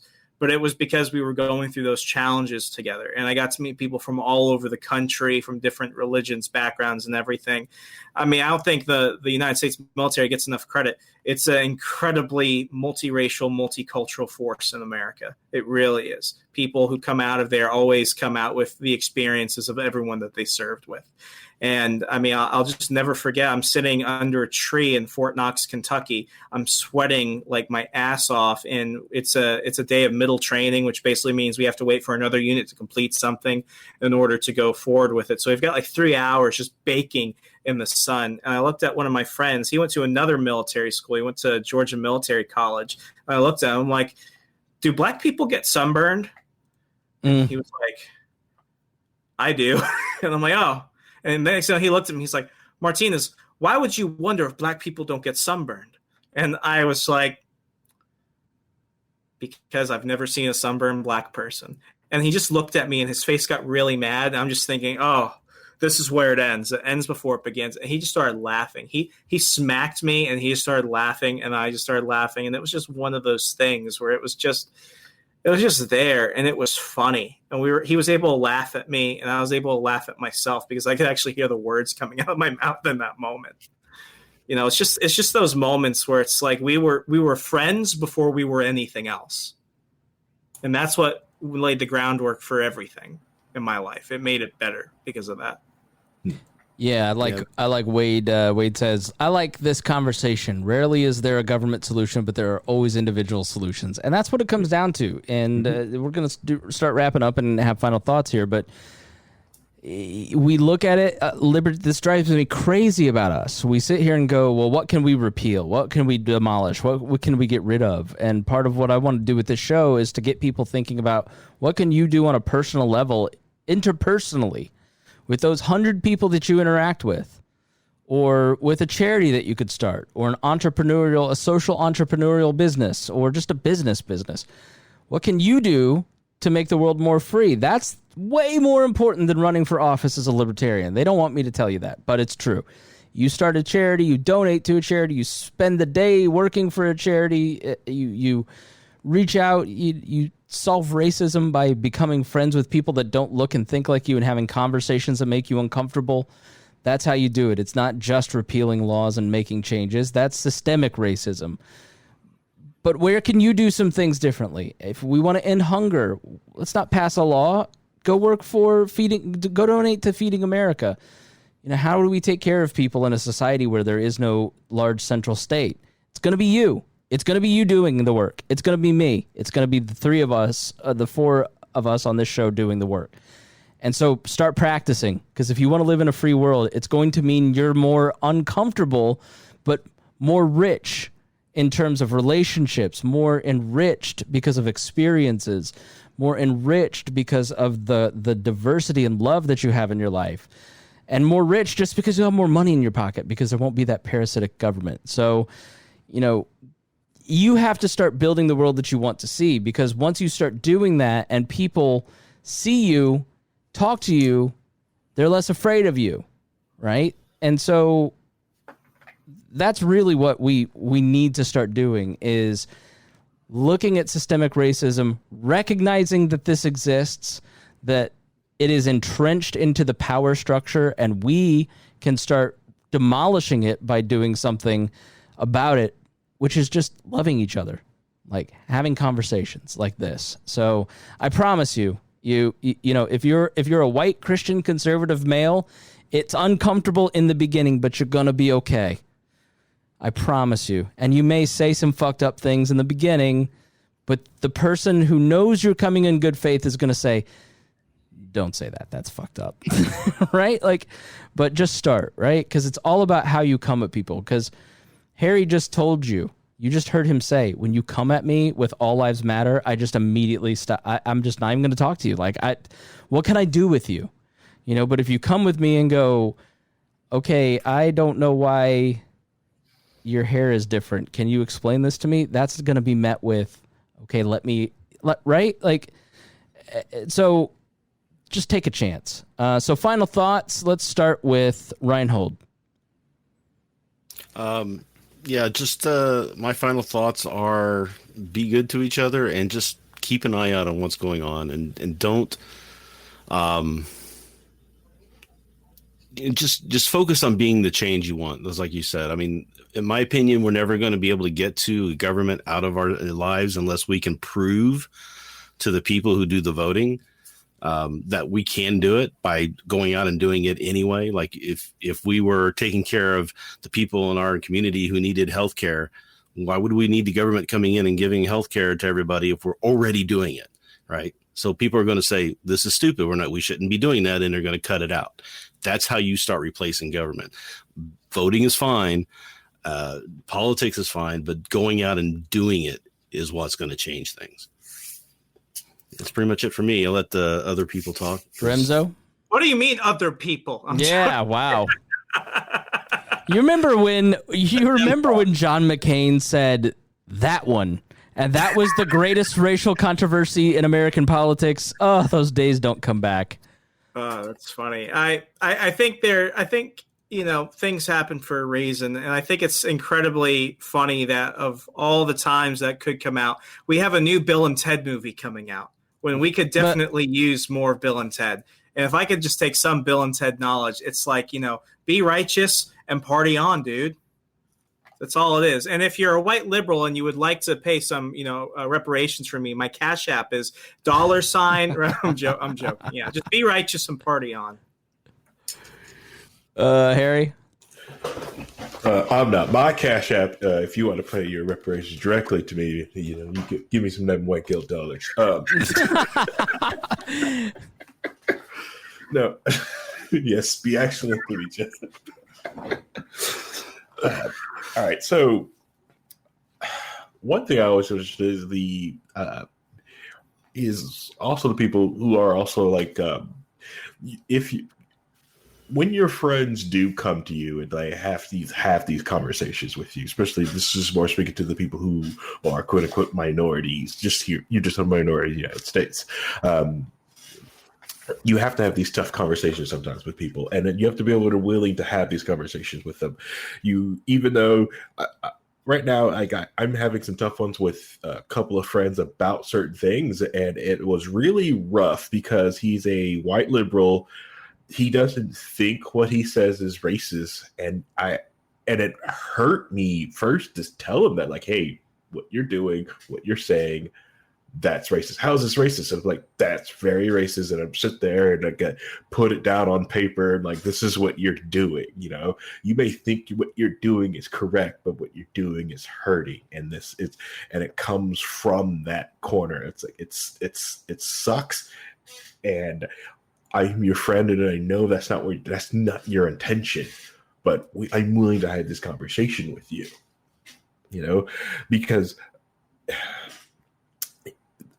talking and conversations and these long form conversations and learning about different things, this is how we get things done and get to this anarchist society. At least my anarchist vision of it is, waifus for everyone. Yeah. Honestly, it's we're going to have princesses, and we're going to have a monarchy, but they're not really in charge. We just have one. It's good. It's better this way. They don't do anything. We just have one. But no, it's you'll be able to have this conversation and get with your community. It's talking with your neighbors and having each other out and helping everyone out, right? And understanding people in your community and be able to welcome everyone in. It's also just in trying to embrace other people and understand that it's a lot of from a lot of racial relations I get a lot from Frederick Douglass, and the idea of like, I just want to be treated like a regular human, just like you would treat anyone else. That's all I've ever wanted, is just to be, I just want to be Harry. I want to be treated as Harry, not black guy Harry. And believe it or not, Remso, like black people actually get those conversations a lot.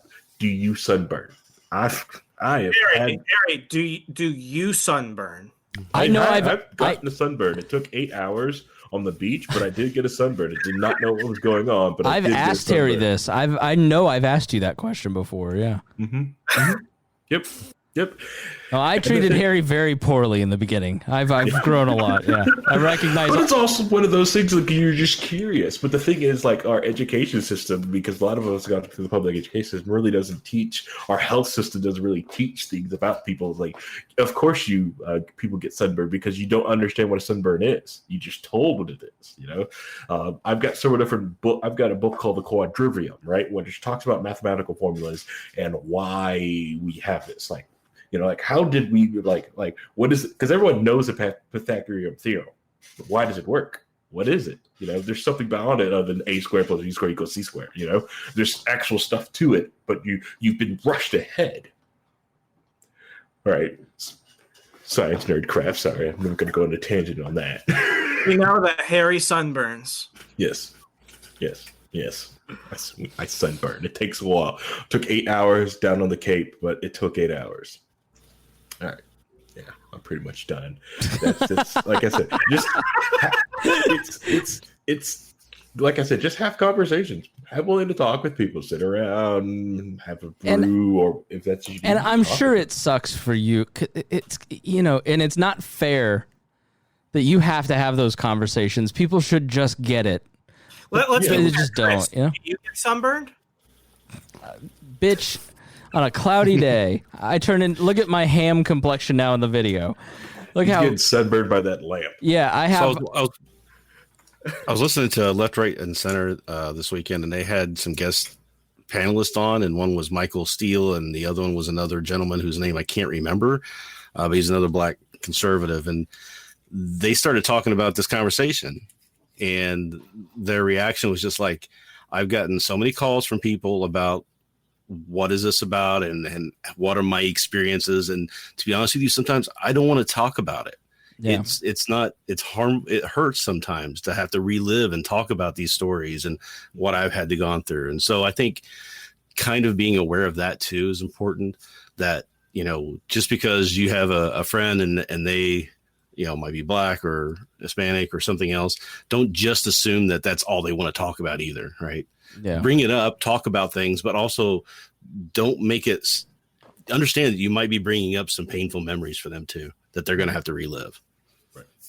Yeah, seems. And that's just what I'm thinking. Yeah, I totally agree because it sounds exhausting. But it requires the discomfort of this generation to have these conversations, so it isn't a conversation in the future generations. Like that sucks, but it is. There's no better way. I mean, it's progress. So, all right, everybody, thanks so much. Just examine your hearts. The fundamental premise of libertarianism is that other people are not your property. They're not yours to control through the state. They're not yours to control through taxation. They're not yours to control in any way, shape, or form using the police or any other means. And just make sure that you live that fully, because until you live that fully and model that for other people, we're never going to get to a society that is truly free. It requires all of us taking on some responsibility and examining how we live with each other. It all comes down to empathy and love. It all comes down to nonviolent, peaceful cooperation. It's what libertarianism always comes down to.